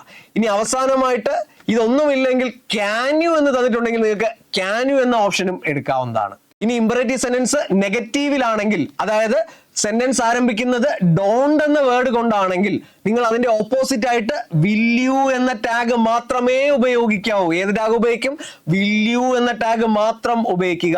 ഇനി നിങ്ങളുടെ സെന്റൻസ് ലെറ്റ്സ് എന്നോ അല്ലെങ്കിൽ ലെറ്റസ് എന്നോ ആരംഭിക്കുകയാണെങ്കിൽ, ഇമ്പറേറ്റീവ് സെന്റൻസ് ആരംഭിക്കുന്നത് ലെറ്റസ് എന്നോ അല്ലെങ്കിൽ ലെറ്റ്സ് എന്നോ ആണെങ്കിൽ ഷാൽ വി എന്ന ടാഗ് മാത്രം ഓർമ്മിക്കുക. ഏത് ടാഗ് ഓർമ്മിക്കുക? ഷാൽ വി എന്ന ടാഗ് മാത്രം ഓർമ്മിക്കുക. ഇത്രയാണ് ഇമ്പറേറ്റീവ് സെന്റൻസിൽ നിങ്ങൾ അറിഞ്ഞിരിക്കേണ്ട കാര്യങ്ങൾ. ഓക്കെ, അപ്പൊ നമ്മുടെ ആദ്യത്തെ ഓപ്ഷനിൽ വന്നിരിക്കുന്നത് വിൽ യു എന്ന് തന്നിട്ടുണ്ട്, രണ്ടാമത്തതിൽ ക്യാൻ യു എന്ന് തന്നിട്ടുണ്ട്. അപ്പൊ വിൽ യും ക്യാൻ യും നമുക്കറിയാം ഇമ്പറേറ്റീവിൽ ഉപയോഗിക്കാവുന്നതാണെന്ന് നമ്മൾ പറഞ്ഞു കഴിഞ്ഞു. ഇനി പക്ഷെ നമ്മൾ രണ്ടാമത്തെ ചോദ്യത്തിന്റെ ഉത്തരവും കൂടെ പറഞ്ഞാൽ മാത്രമേ നമുക്ക് ഫൈനൽ ആൻസറിലേക്ക് എത്താൻ പറ്റുള്ളൂ. അപ്പൊ നമ്മുടെ ബി ആയിട്ട് തന്നിരിക്കുന്ന ഓപ്ഷനിൽ നോക്കിയേ, സംബഡി ഹാസ് കോൾഡ് എന്ന ക്വസ്റ്റ്യൻ ആണ് തന്നിരിക്കുന്നത്. എന്താണ് ക്വസ്റ്റ്യൻ? Somebody has called. അപ്പൊ നമ്മൾ ഒരു ക്വസ്റ്റ്യൻ ടാഗ് തരുമ്പോൾ അല്ലെങ്കിൽ ക്വസ്റ്റ്യൻ ടാഗിന്റെ സെന്റൻസ് കിട്ടുമ്പോൾ ഇമ്പറേറ്റീവ് അല്ലെങ്കിൽ നിങ്ങൾ പാലിക്കേണ്ട നിയമങ്ങൾ എന്തൊക്കെയാണ്? ഒരു സെന്റൻസ് കിട്ടിയാൽ ആ സെന്റൻസ് പോസിറ്റീവിലാണോ നെഗറ്റീവിലാണോ എന്ന് നിങ്ങൾ മനസ്സിലാക്കുക. ഒരു സെന്റൻസ് എപ്പോഴായിരിക്കും പോസിറ്റീവോ അല്ലെങ്കിൽ നെഗറ്റീവോ ആകുന്നത്? സെന്റൻസിൽ നോട്ട് അല്ലെ അല്ലെങ്കിൽ ഇല്ല എന്ന് സൂചിപ്പിക്കുന്ന വാക്കുകൾ ഏതെങ്കിലും വരികയാണെങ്കിൽ, അപ്പോൾ നോട്ട് എന്നോ അല്ലെങ്കിൽ നില്ലെന്നോ നെവർ എന്നോ നത്തിങ് എന്നോ നോബഡി എന്നോ ഹാർഡ്ലി എന്നോ സ്കേഴ്സ്ലി എന്നോ ബെയർലി എന്നോ ഫ്യൂ എന്നോ ലിറ്റിൽ എന്നോ പോലെയുള്ള നെഗറ്റീവ് വേർഡ്സ് വരികയാണെങ്കിൽ നമുക്ക് മനസ്സിലാക്കാം സെന്റൻസ് നെഗറ്റീവ് ആണെന്ന്. എന്നാൽ ഇത്തരം വാക്കുകളൊന്നും വന്നിട്ടില്ലെങ്കിൽ നമുക്ക് മനസ്സിലാക്കാം സെന്റൻസ് പോസിറ്റീവിലാണെന്ന്. അപ്പോൾ നമ്മുടെ സെന്റൻസ് പോസിറ്റീവിലാണെങ്കിൽ മനസ്സിലാക്കുക നമ്മുടെ ക്വസ്റ്റ്യൻ ടാഗ് എപ്പോഴും അതിന്റെ നേരെ ഓപ്പോസിറ്റ് ആയിരിക്കും. സെന്റൻസ് പോസിറ്റീവിലാണെങ്കിൽ നെഗറ്റീവ് ആയിരിക്കും ടാഗ് വരേണ്ടത്. എന്നാൽ സെന്റൻസ് നെഗറ്റീവിലാണെങ്കിൽ ഓപ്പോസിറ്റ് പോസിറ്റീവ് ആയിട്ട് വേണം നമ്മൾ ടാഗ് എഴുതേണ്ടത്. നോക്കിയേ, somebody has called, അവിടെ നെഗറ്റീവ് ആയിട്ടുള്ള വേർഡ്സ് ഒന്നും തന്നെ വന്നിട്ടില്ല. somebody has called എന്നാണ് തന്നിരിക്കുന്നത്, അവിടെ നെഗറ്റീവ് വേർഡ്സ് വന്നിട്ടില്ല. അപ്പൊ നമുക്ക് നെഗറ്റീവ് ആയിട്ടുള്ള ടാഗാണ് വേണ്ടത്. സെന്റൻസ് പോസിറ്റീവ് ആയതുകൊണ്ട് നെഗറ്റീവ് ആയിട്ടുള്ള ടാഗ് ഉപയോഗിക്കുക. അപ്പൊ ഇനി എങ്ങനെയാണ് നമ്മൾ ക്വസ്റ്റ്യൻ ടാഗിലേക്ക് എത്തേണ്ടത്? നമ്മുടെ തന്നിരിക്കുന്ന ചോദ്യത്തിൽ ഓക്സിലറി വെർബ് ഉണ്ടോ എന്ന് നോക്കുക. അപ്പോൾ നമ്മുടെ രണ്ടാമത്തെ ചോദ്യത്തിൽ ഓക്സിലറി വെർബ് വന്നിട്ടുണ്ട്. ഹാസ് എന്ന ഓക്സിലറി വെർബാണ് വന്നിരിക്കുന്നത് അല്ലെ. അപ്പോൾ നമ്മൾ ക്വസ്റ്റ്യൻ ടാഗ് എഴുതുമ്പോൾ ആ ഓക്സിലറി വെർബ് ഏതാണോ അതായിരിക്കാം നമ്മുടെ ക്വസ്റ്റ്യൻ ടാഗിൽ ആദ്യം വരേണ്ടത് അല്ലെ. അപ്പോൾ ഹാസ് എന്നതാണ് ഇവിടുത്തെ ഓക്സിലറി വെർബ്. അപ്പോൾ ഹാസ് എന്ന ഓക്സിലറി വെർബ് അതുപോലെ എടുത്ത് എഴുതുക. ഇനി നമ്മുടെ സെന്റൻസ് പോസിറ്റീവിലാണെങ്കിൽ ഈ ഒരു ഓക്സിലറി വെർബിനോടൊപ്പം NT എന്ന് കൂടി ചേർക്കുക. എന്തോട് ചേർക്കുക? NT, നോട്ട് എന്നതിന്റെ ഷോർട്ട് ഫോം ആയിട്ട് NT എന്ന് കൂടി ചേർക്കുക. അപ്പോൾ ഹാസിന്റെ എന്ന് എഴുതുക. ഇനി നമ്മുടെ സെന്റൻസിൽ വന്നിരിക്കുന്ന സബ്ജക്റ്റിന് പകരമായിട്ട് നമ്മൾ ഒരു പ്രോനോൺ നൽകുക. ഇവിടെ സബ്ജക്റ്റ് ആയിട്ട് വന്നിരിക്കുന്നത് സംബഡി എന്ന വാക്കാണ്. നോക്കിയേ, സംബഡി എന്നോ സമ്മൺ എന്നോ നോൺ എന്നോ നോബഡി എന്നോ അല്ലെങ്കിൽ എനിവൺ എന്നോ എനിബഡി എന്നോ ഒക്കെ വരികയാണെങ്കിൽ ഇതിൽ ഏതെങ്കിലും സബ്ജക്റ്റ് ആണ് നിങ്ങളുടെ ക്വസ്റ്റ്യൻ ടാഗിൽ വരുന്നതെങ്കിൽ എപ്പോഴും ഓർമ്മിക്കുക, ഇതിന് പകരമായിട്ട് നിങ്ങൾ ഉപയോഗിക്കേണ്ടത് ദേ എന്ന പ്രോനോൺ ആയിരിക്കും. ഏത് പ്രോനോൺ ആയിരിക്കണം ഉപയോഗിക്കേണ്ടത്? ദേ എന്ന പ്രോനോൺ ആയിരിക്കണം ഉപയോഗിക്കേണ്ടത്. Someone, somebody, no one, nobody, anyone, anybody പോലെയുള്ള സബ്ജക്ട്സ് വരികയാണെങ്കിൽ, സബ്ജക്ട് എന്ന് പറഞ്ഞാൽ എന്തായിരിക്കും? നമ്മുടെ ആ സെന്റൻസിൽ പ്രവൃത്തി ചെയ്യുന്നതായിട്ട് സൂചിപ്പിക്കുന്ന വാക്ക്. ആരാണോ പ്രവൃത്തി ചെയ്യുന്നത് എന്ന് സൂചിപ്പിക്കുന്നതാണ് അതിനകത്ത് സബ്ജക്ട്. അപ്പൊ സബ്ജക്ട് സമ്മൺ എന്നോ സംബഡി എന്നോ എനിവൺ എന്നോ എനിബഡി എന്നോ ഒക്കെ വരികയാണെങ്കിൽ നിങ്ങൾ ഓർമ്മിക്കുക, അവിടെ നമ്മൾ ഉപയോഗിക്കേണ്ടത് ഏത് പ്രോനോൺ ആയിരിക്കും? ദേ എന്ന പ്രോനോൺ ആയിരിക്കും. അപ്പോൾ അവിടെ ദേ എന്ന പ്രോനോൺ ആണ് നിങ്ങൾ ഉപയോഗിക്കേണ്ടത്. ഇനി നമ്മുടെ ക്വസ്റ്റ്യനിൽ നോക്കിയേ, അവിടെ ഹാസ് എന്ന ഓക്സിലറി വെർബ് വന്നായിരുന്നു, അതിന് നെഗറ്റീവ് ആയിട്ട് നമ്മൾ NT ചേർത്തായിരുന്നു. ഇനി അതിനോടൊപ്പം ദേ എന്ന പ്രോനോൺ ചേർക്കുക, ക്വസ്റ്റ്യൻ മാർക്ക് ഇടുക, നമ്മുടെ ക്വസ്റ്റ്യൻ ടാഗ് ആകുന്നു. അപ്പോൾ ഹാസിന്റെ ദേ എന്ന ക്വസ്റ്റ്യൻ ടാഗ് ലഭിക്കുന്നു. പക്ഷെ മനസ്സിലാക്കുക, ക്വസ്റ്റ്യൻ ടാഗിൽ ഒരിക്കലും നമ്മുടെ ഓക്സിലറി വെർബ് സിംഗുലർ ആയിട്ടും എന്നാൽ പ്രോനോണ് പ്ലൂറൽ ആയിട്ടും നിൽക്കുവാൻ പാടില്ല. ക്വസ്റ്റ്യൻ ടാഗില് സിംഗുലർ ഓക്സിലറി വെർബും പ്ലൂറൽ ആയിട്ട് വരുന്ന പ്രോനോണും ഒരിക്കലും നിൽക്കാൻ പാടില്ല. നോക്കിയേ, ഹാസ് അല്ലെങ്കിൽ ഈസ്, വാസ്, എസ് ചേർന്ന് വരുന്ന ഓക്സിലറി വെർബുകൾ സിംഗുലർ ഫോമിലാണ്. ഈസ് എന്നോ വാസ് എന്നോ ഹാസ് എന്നോ ഡസ് എന്നോ കണ്ടു കഴിഞ്ഞാൽ മനസ്സിലാക്കുക, ആ ഓക്സിലറി വെർബ് എന്ത് ഫോമിലായിരിക്കും? സിംഗുലർ, ഏകവചനത്തിലായിരിക്കും. അപ്പൊ എസ് ചേർന്ന് വരുന്ന സിംഗുലർ ഓക്സിലറി വെർബിനോടൊപ്പം ദേ പോലെയുള്ള പ്ലൂറൽ ആയിട്ട് വരുന്ന പ്രോനൗൺസ് ഒരിക്കലും ക്വസ്റ്റ്യൻ ടാഗിൽ വരാൻ പാടില്ല. നമ്മുടെ ഫൈനൽ ഉത്തരത്തിൽ ഒരിക്കലും സിംഗുലർ ഓക്സിലറി വെർബും പ്ലൂറൽ പ്രോനൗണും വരാൻ പാടില്ല. ഇങ്ങനെയുള്ള സിറ്റുവേഷനിൽ നിങ്ങൾ ചെയ്യേണ്ടത് ഇത്ര മാത്രമേ ഉള്ളൂ. നിങ്ങളുടെ ക്വസ്റ്റ്യനിൽ വന്നിരിക്കുന്ന പ്രോനൗൺ അല്ലെങ്കിൽ ആ ഒരു സബ്ജക്റ്റിന് പകരമായി നിങ്ങൾ ഉപയോഗിച്ചിരിക്കുന്ന പ്രോനൗൺ അതേപടി നിലനിർത്തിക്കൊണ്ട് അതിനോടൊപ്പമുള്ള ഓക്സിലറി വെർബിനെ, സിംഗുലർ ആയിട്ട് വരുന്ന ഓക്സിലറി വെർബിനെ നിങ്ങൾ എന്തായിട്ട് മാറ്റുക? പ്ലൂറൽ ആക്കി മാറ്റുക. സിംഗുലർ ആയിട്ട് വരുന്ന ഓക്സിലറി വെർബിനെ നിങ്ങൾ എന്താക്കി മാറ്റുന്നു? പ്ലൂറൽ ആയിട്ട് മാറ്റുന്നു. അപ്പൊ ഇവിടെ നോക്കി, ഹാസ് എന്ന ഓക്സിലറി വെർബാണ് നമുക്ക് കിട്ടിയിരിക്കുന്നത്. ഹാസിന്റെ പ്ലൂറൽ ഫോം എന്ന് പറഞ്ഞാൽ എന്താണ്? ഹാസിന്റെ പ്ലൂറൽ ഫോം എന്ന് പറഞ്ഞാൽ എന്താണ്? ഹാവ് ആണ്. അപ്പോൾ നമ്മൾ ഹാസിന് പകരം എന്താക്കി മാറ്റുക? ഹാവ് എന്നാക്കി മാറ്റുക. ഇതുപോലെ തന്നെ നിങ്ങൾ ഓർമ്മിക്കുക, സിംഗുലർ ആയിട്ട് വരുന്ന ഏതൊരു ഓക്സിലറി വെർബും ആണെങ്കിലും നിങ്ങൾക്ക് ഇതുപോലെ മാറ്റാൻ പറ്റും. അതായത് പ്രോനൗൺ പ്ലൂറൽ ആയിട്ടാണ് നിങ്ങൾക്ക് ലഭിച്ചിരിക്കുന്നതെങ്കിൽ അതിനോടൊപ്പം വരുന്ന സിംഗുലർ ആയിട്ടുള്ള ഓക്സിലറി വെർബുകളെല്ലാം മാറ്റുക. നോക്കിയേ, ഈസ് എന്ന് വന്നാൽ നിങ്ങൾ അതിനെ മാറ്റി അതിന്റെ പ്ലൂറൽ ഫോമായ ആറായിട്ട് എഴുതുക. വാസ് എന്ന് വന്നാൽ അതിന്റെ പ്ലൂറൽ ഫോം ആയിട്ട് എന്തെഴുതും? വേറെ എന്ന് എഴുതുക. ഹാസ് എന്ന് വന്നാൽ അതിന്റെ പ്ലൂറൽ ഫോം ആയിട്ട് ഹാവ് എന്ന് എഴുതുക. ഡസ് എന്ന് വന്നാൽ അതിന്റെ പ്ലൂറൽ ഫോം ആയിട്ട് ഡു എഴുതുക. ഒന്നുകൂടെ പറയാം, ഈസ് എന്ന് വന്നു കഴിഞ്ഞാൽ നിങ്ങൾ അതിനെ മാറ്റി ആർ എന്ന് എഴുതുക. ഹാസ് എന്ന് വന്നു കഴിഞ്ഞാൽ അതിനെ മാറ്റി ഹാവ് എന്ന് എഴുതുക. വാസ് എന്ന് വന്നു കഴിഞ്ഞാൽ അതിനെ മാറ്റി വേർ എന്ന് എഴുതുക. ഡസ് എന്ന് വന്നു കഴിഞ്ഞാൽ അതിനെ മാറ്റി എന്ത് എഴുതുക? ഡു എന്ന് എഴുതുക. അപ്പോൾ നമ്മുടെ പ്രോനൗൺ പ്ലൂറൽ ആകുന്നതിനോടൊപ്പം നമ്മുടെ ഓക്സിലറി വെർബ് പ്ലൂറൽ ആകുന്നതോടുകൂടി നമ്മുടെ ക്വസ്റ്റ്യൻ ടാഗ് കംപ്ലീറ്റ് ആവുന്നു. അപ്പോൾ പല ഉദ്യോഗാർത്ഥികളും ഇത്തരം ചോദ്യങ്ങളെ അവസാനം തെറ്റിക്കാറുണ്ട്. ഓക്സിലറി വെർബ് സിംഗുലർ ആണെന്നുള്ള കാര്യം ശ്രദ്ധിക്കാതെ തന്നെ നിങ്ങൾ ആ ഒരു ഓപ്ഷൻ മാർക്ക് ചെയ്യാറുണ്ട്. അപ്പൊ അത് പ്രത്യേകം ഓർമ്മിക്കുക. ഫൈനൽ ഉത്തരത്തിൽ സിംഗുലർ ഓക്സിലറി വെർബും പ്ലൂറൽ പ്രോനൗണും കൂടെ വരാൻ പാടില്ല. രണ്ട് ഭാഗത്തും പ്ലൂറൽ ആയിരിക്കണം വരേണ്ടത്. അപ്പൊ ഇനി നമുക്ക് നമ്മുടെ ചോദ്യത്തിലേക്ക് വരാം. സംബഡി ഹാസ് കോൾഡ് അല്ലെ, അപ്പൊ നമ്മൾ അവിടെ ഹാസ് എന്ന് എഴുതിയായിരുന്നു, ഹാസിനോടൊപ്പം എൻ ടി ചേർത്തു, ദേ എന്ന് എഴുതി. ഇനി ഹാസ് എന്നുള്ളത് സിംഗുലർ ആയതുകൊണ്ട് ഹാസിനെ മാറ്റി നമ്മൾ എന്താക്കുന്നു? ഹാവ് എന്നാക്കുന്നു. ഇനി ഹാവിനോടൊപ്പം നമ്മൾ എന്ത് ചേർത്ത് എഴുതുക? എൻ ടി എന്ന് ചേർക്കുക. അപ്പോൾ ഹാവിനോടൊപ്പം എൻ ടി ചേർക്കുന്നു, അതിനുശേഷം ദേ എന്ന് എഴുതുന്നു. അപ്പോൾ അവിടെ ഹാവും പ്ലൂറൽ ആണ്, ദേയും പ്ലൂറൽ ആണ്. അപ്പോൾ നമ്മുടെ ആൻസറിൽ വരേണ്ടത് ഹാവിൻ്റെ ദേ എന്നാണ്. ഇനി നമ്മുടെ ഓപ്ഷൻസ് ഒന്നുകൂടെ നോക്കാം. നോക്കിയേ, ആദ്യത്തെ ഓപ്ഷനിൽ ഈസിൻ്റെ ഇറ്റ് എന്ന് വന്നിട്ടുണ്ട്. ഈസിൻ്റെ ഇറ്റ് എന്നുള്ള ഓപ്ഷൻ തെറ്റാണ്. രണ്ടാമത്തെ ഓപ്ഷൻ നോക്കിയേ, ഹാവിൻ്റെ ദേ എന്ന് വന്നിട്ടുണ്ട്. മൂന്നാമത്തെ ഓപ്ഷൻ നോക്കിയേ, ഹാവ് ദേ എന്നേ വന്നിട്ടുള്ളൂ, അത് തെറ്റാണ്. നൺ ഓഫ് ദി എബോ എന്നും വന്നിട്ടുണ്ട്. അപ്പൊ നമ്മുടെ രണ്ട് ഓപ്ഷൻസ് അല്ലെങ്കിൽ രണ്ട് ചോദ്യങ്ങളുടെയും ഉത്തരമായിട്ട് വന്നിട്ടുള്ളത് ഇവിടെ ആരൊക്കെയാണ്? ക്യാൻ യു എന്നും വന്നിട്ടുണ്ട്, ഹാവിൻ്റെ ദേ എന്നും വന്നിട്ടുണ്ട്. അപ്പൊ നമ്മുടെ രണ്ട് ചോദ്യങ്ങളുടെ ഉത്തരം ശരിയായിട്ടുണ്ട്. പക്ഷെ എന്നാൽ നമ്മൾ ഉത്തരത്തിലേക്ക് വരും മുമ്പേ ഒന്നുകൂടി ശ്രദ്ധിക്കുക, ABCD എന്ന് വീണ്ടും PSC താഴെ തന്നിട്ടുണ്ട് ഓപ്ഷനിൽ. അപ്പോൾ കൃത്യമായിട്ട് അത് നോക്കി നമ്മൾ രണ്ടാമത്തെ ഓപ്ഷൻ കണ്ടെത്തുക. നോക്കി, രണ്ടാമതായിട്ട് വന്നിരിക്കുന്നത് സി ഓപ്ഷൻ ആണ്. അപ്പൊ നമ്മളെ ഫൈനൽ ആൻസർ സി ഓപ്ഷൻ ആയിരിക്കും. ഓക്കെ, ഇനി നമുക്ക് മൂന്നാമത്തെ ചോദ്യത്തിലേക്ക് വരാം. Insert suitable articles. ആർട്ടിക്കിൾസുമായി റിലേറ്റ് ചെയ്ത് വരുന്ന ഒരു ചോദ്യമായിരുന്നു. അപ്പൊ അതിന്റെ താഴെ ഒരു സെന്റൻസ് തന്നിട്ടുണ്ട്, നമുക്ക് ആദ്യം നോക്കാം. Tiger animal equal to lion in size is native of Asia. അപ്പോൾ അവിടെ അതിനകത്ത് പ്രത്യേകിച്ച് ഫിൽ ഇൻ ദ ബ്ലാങ്ക്സ് പോലെ ഡാഷ് ഒന്നും തന്നിട്ടില്ല. എന്നാൽ ഓപ്ഷൻസിനകത്ത് നോക്കിയാൽ നമുക്ക് മനസ്സിലാവും, ദേ, ആൻ, ഏ, ദ എന്നൊക്കെ പറഞ്ഞിട്ട് ഓപ്ഷൻസ് തന്നിട്ടുണ്ട്. അതിനകത്ത് 4 ആർട്ടിക്കിൾസ് കൊടുത്തിട്ടുണ്ട്. അപ്പൊ നമ്മൾ മനസ്സിലാക്കേണ്ടത് ഇവിടെ 4 ആർട്ടിക്കിൾസ് നമ്മൾ ഇവിടെ ഉപയോഗിക്കേണ്ടി വരും. അപ്പോൾ 4 ആർട്ടിക്കിൾസ് എവിടെയാണ് ഉപയോഗിക്കേണ്ടത് എന്നുകൂടി നമ്മൾ മനസ്സിലാക്കിയ ശേഷം മാത്രമാണ് ഉത്തരത്തിലേക്ക് പോകേണ്ടത്. അപ്പൊ നമുക്ക് നോക്കാം. ഒന്നാമതായിട്ട് ടൈഗർ എന്ന വാക്ക് വന്നിട്ടുണ്ട്. അപ്പോൾ ടൈഗർ എന്ന് പറയുന്ന ഒരു നൗൺ ആണ്. ടൈഗർ എന്ന നൗണിന് മുൻപിൽ നമുക്ക് എന്ത് ഉപയോഗിക്കാൻ പറ്റും? ഒരു ആർട്ടിക്കിൾ ഉപയോഗിക്കാൻ പറ്റും. രണ്ടാമത് നോക്കി, അനിമൽ എന്ന് വന്നിട്ടുണ്ട്. അനിമലിന് മുൻപിലും നമുക്ക് എന്ത് ഉപയോഗിക്കാൻ പറ്റും? ഒരു ആർട്ടിക്കിൾ ഉപയോഗിക്കാൻ പറ്റും. അടുത്ത നോക്കി, ഈക്വൽ ടു ലയൺ. അവിടെ ലയൺ എന്ന ഒരു നൗൺ വന്നിട്ടുണ്ട്. ലയണിന് മുൻപിൽ നമുക്ക് ആർട്ടിക്കിൾ ഉപയോഗിക്കാൻ പറ്റും. ഇനി അതിനുശേഷം നോക്കിയേ, in size is native of Asia. Native എന്ന വാക്കിന് മുൻപിലും നമുക്ക് എന്ത് ഉപയോഗിക്കാൻ പറ്റും? ഒരു ആർട്ടിക്കിൾ ഉപയോഗിക്കാൻ പറ്റും. അപ്പൊ ഇവിടെ ടൈഗർ എന്നും അനിമൽ എന്നും ലയൺ എന്നും നേറ്റീവും എന്ന് പറയുന്ന വാക്കുകൾക്ക് മുൻപിലാണ് നമ്മൾ എന്ത് ഉപയോഗിക്കേണ്ടത്? ആർട്ടിക്കിൾ ഉപയോഗിക്കേണ്ടത്. അപ്പൊ വളരെ നല്ലൊരു ചോദ്യമായിരുന്നു. നോക്കിയേ, എവിടെയാണ് ആർട്ടിക്കിൾ ഉപയോഗിക്കേണ്ടത് നമ്മൾ ആദ്യം ഐഡന്റിഫൈ ചെയ്ത ശേഷം വേണം നമ്മൾ ഉത്തരത്തിലേക്ക് വരേണ്ടത്. അപ്പോൾ നമ്മൾ ആദ്യത്തെ വേർഡ് ടൈഗർ എന്നാണ്. അപ്പൊ ടൈഗർ എന്ന് പറയുമ്പോൾ നമുക്കറിയാം ഒരു അനിമലിനെയാണ് പറയുന്നത്. പക്ഷേ ഈ സെന്റൻസിനകത്ത് നോക്കിയേ, tiger animal equal to lion. അപ്പോൾ ഇവിടെ ഒരു ടൈഗറിനെ പറ്റി അല്ല പറഞ്ഞിരിക്കുന്നത്, ടൈഗർ എന്ന സ്പീഷീസിനെയാണ് അവിടെ പറഞ്ഞിരിക്കുന്നത്. അതായത് ഒരു വിഭാഗത്തെ മൊത്തത്തിലാണ് പറഞ്ഞിരിക്കുന്നത്. അപ്പൊ നമ്മൾ ഒരു വിഭാഗത്തിനെ മൊത്തമായിട്ട് പറയണമെങ്കിൽ ആ ഒരു സിംഗുലർ നൗണിന് മുൻപിൽ എന്തുകൂടി ചേർത്ത് പറയണം? ദ എന്ന് ഉപയോഗിച്ച് പറഞ്ഞാൽ മാത്രമേ നമുക്ക് ആ ഒരു സ്പീഷീസിനെ മൊത്തമായിട്ട് പറയാൻ പറ്റുള്ളൂ. അപ്പോൾ അവിടെ ദ ടൈഗർ എന്ന് പറഞ്ഞു കഴിഞ്ഞാൽ എല്ലാ ടൈഗേഴ്സിനെയും ചേർത്ത് പറയാൻ പറ്റും. അപ്പോൾ അവിടെ ദ എന്ന ഓപ്ഷൻ നമുക്ക് കറക്റ്റ് ആണ്. ഇനി രണ്ടാമത് നോക്കിയേ, the tiger dash animal equal to lion. Animal, tiger dash animal. അവിടെ നമുക്ക് എന്ത് എഴുതാൻ പറ്റും? An animal.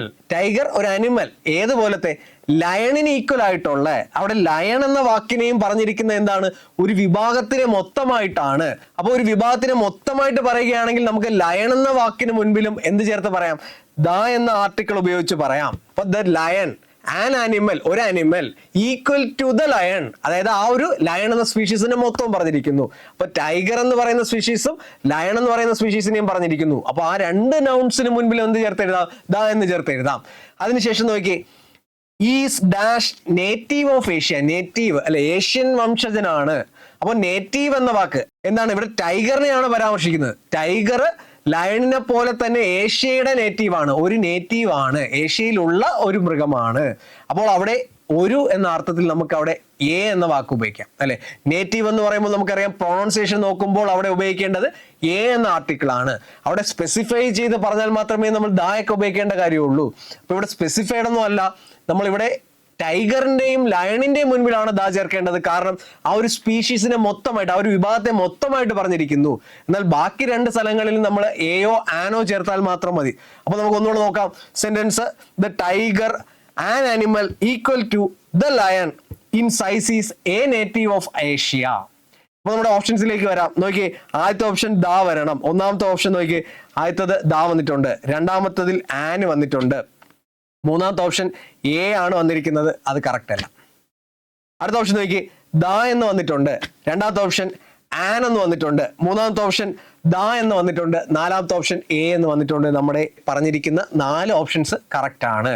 അപ്പോൾ രണ്ടാമത്തെ ഓപ്ഷനാണ് ഇവിടെ കറക്റ്റ് ആയിട്ട് വന്നിരിക്കുന്നത്. അപ്പൊ നോക്കിയേ, ആദ്യത്തെ ടൈഗറിന് മുൻപിൽ ദാ വരുന്നു, അടുത്തത് അനിമലിന് മുൻപിൽ ആൻ വരുന്നു, അടുത്ത ലയണിന് മുൻപിൽ ദാ വരുന്നു, നേറ്റീവിന് മുൻപിൽ എന്ത് വരുന്നു, എ വരുന്നു.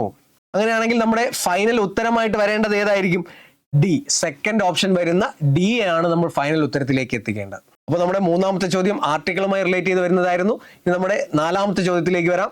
നോക്കിയേ, which of the following is correct. ഇവിടെ വാക്കുകൾ കൊടുത്തിട്ടുണ്ട്. മിനിസ്ക്യൂൾ എന്നും പെർസീവ് എന്നും ബൂർഷോ എന്നൊക്കെ പറഞ്ഞിട്ടുള്ള കുറച്ച് വാക്കുകൾ കൊടുത്തിട്ടുണ്ട്. ഇത് സ്പെൽ ചെക്കുമായി റിലേറ്റ് ചെയ്ത് വരുന്ന ഒരു ക്വസ്റ്റ്യൻ ആയിരുന്നു. അപ്പൊ നോക്കിയാൽ നമ്മൾ 3 വാക്കുകളുടെയും കൃത്യമായിട്ടുള്ള സ്പെല്ലിംഗ് അറിയാമെങ്കിൽ മാത്രമേ നമുക്ക് ഈ ചോദ്യത്തിന്റെ ഉത്തരം എഴുതാൻ പറ്റുള്ളൂ. അപ്പോൾ ഇവിടെ നോക്കി, ആദ്യത്തത് മിനിസ്ക്യൂൾ എന്ന് തന്നിരിക്കുന്നു. മിനിസ്ക്യൂൾ എന്ന് പറഞ്ഞാൽ എന്താണ്? ടൈനി, വളരെ ചെറുതെന്നുള്ള അർത്ഥം. അപ്പോൾ അവിടെ മിനിസ്ക്യൂൾ എന്ന വേർഡിന്റെ സ്പെല്ലിംഗ് നമുക്ക് നോക്കാം. നോക്കി, ഒന്നാമത്തെ ഓപ്ഷനിനകത്ത് കൊടുത്തിട്ടുണ്ട് MINI എന്നാണ് കൊടുത്തിരിക്കുന്നത്. MINI എന്ന ഓപ്ഷൻ തെറ്റാണ്. രണ്ടാമത്തേലേക്ക് നോക്കാം, അവിടെയും MINISU ആണ് കൊടുത്തിരിക്കുന്നത്, അതും തെറ്റായിട്ടുള്ള ഓപ്ഷനാണ്. ഇനി മൂന്നാമത്തെ ഓപ്ഷനിലേക്ക് വരാം. MINUS ആണ് കറക്റ്റ് ആയിട്ടുള്ള വരുന്ന വാക്ക്. MINUSCULE ആണ്. ഏതാണ്? MINUSCULE. നോക്കിയേ, അപ്പോൾ ആദ്യത്തെ ഓപ്ഷൻ കറക്റ്റ് ആയിട്ട് വന്നിട്ടുണ്ട്. രണ്ടാമത്തെ ഓപ്ഷൻ നോക്കിയേ, പെർസ്യൂ, PURSUE അല്ലെ, പെർസ്യൂ അല്ലെങ്കിൽ പെർസ്യൂഡ് എന്നൊക്കെ പറഞ്ഞാൽ എന്താണ്? ചേസ് ചെയ്യുക, ഫോളോ ചെയ്യുക എന്നുള്ള അർത്ഥം അല്ലെ. പെർസ്യൂ എന്ന് പറഞ്ഞാൽ ഫോളോ അല്ലെങ്കിൽ ചേസ്. അപ്പോൾ പെർസ്യൂ എന്ന വാക്കിന്റെ സ്പെല്ലിംഗ് എന്താണ്? PURSUE അല്ലെ. അപ്പോൾ നമ്മുടെ മൂന്നാമത്തെ ഓപ്ഷനിൽ 2 വാക്കുകൾ കൃത്യമായിട്ട് വന്നിട്ടുണ്ട്. അപ്പോൾ പെർസ്യൂ കൃത്യമായിട്ട് വന്നിട്ടുണ്ട്. മൂന്നാമത്തെ ഓപ്ഷൻ നോക്കി, BOURGEOISE എന്നാണ് തന്നിരിക്കുന്നത്. ഇത് തെറ്റായിട്ടുള്ള ഉത്തരമാണ്. BOURGEOISE എന്ന് തന്നിരിക്കുന്ന ഉത്തരം തെറ്റാണ്. എന്നാൽ നമ്മുടെ ലാസ്റ്റ് ഓപ്ഷനിലേക്ക് നോക്കാം.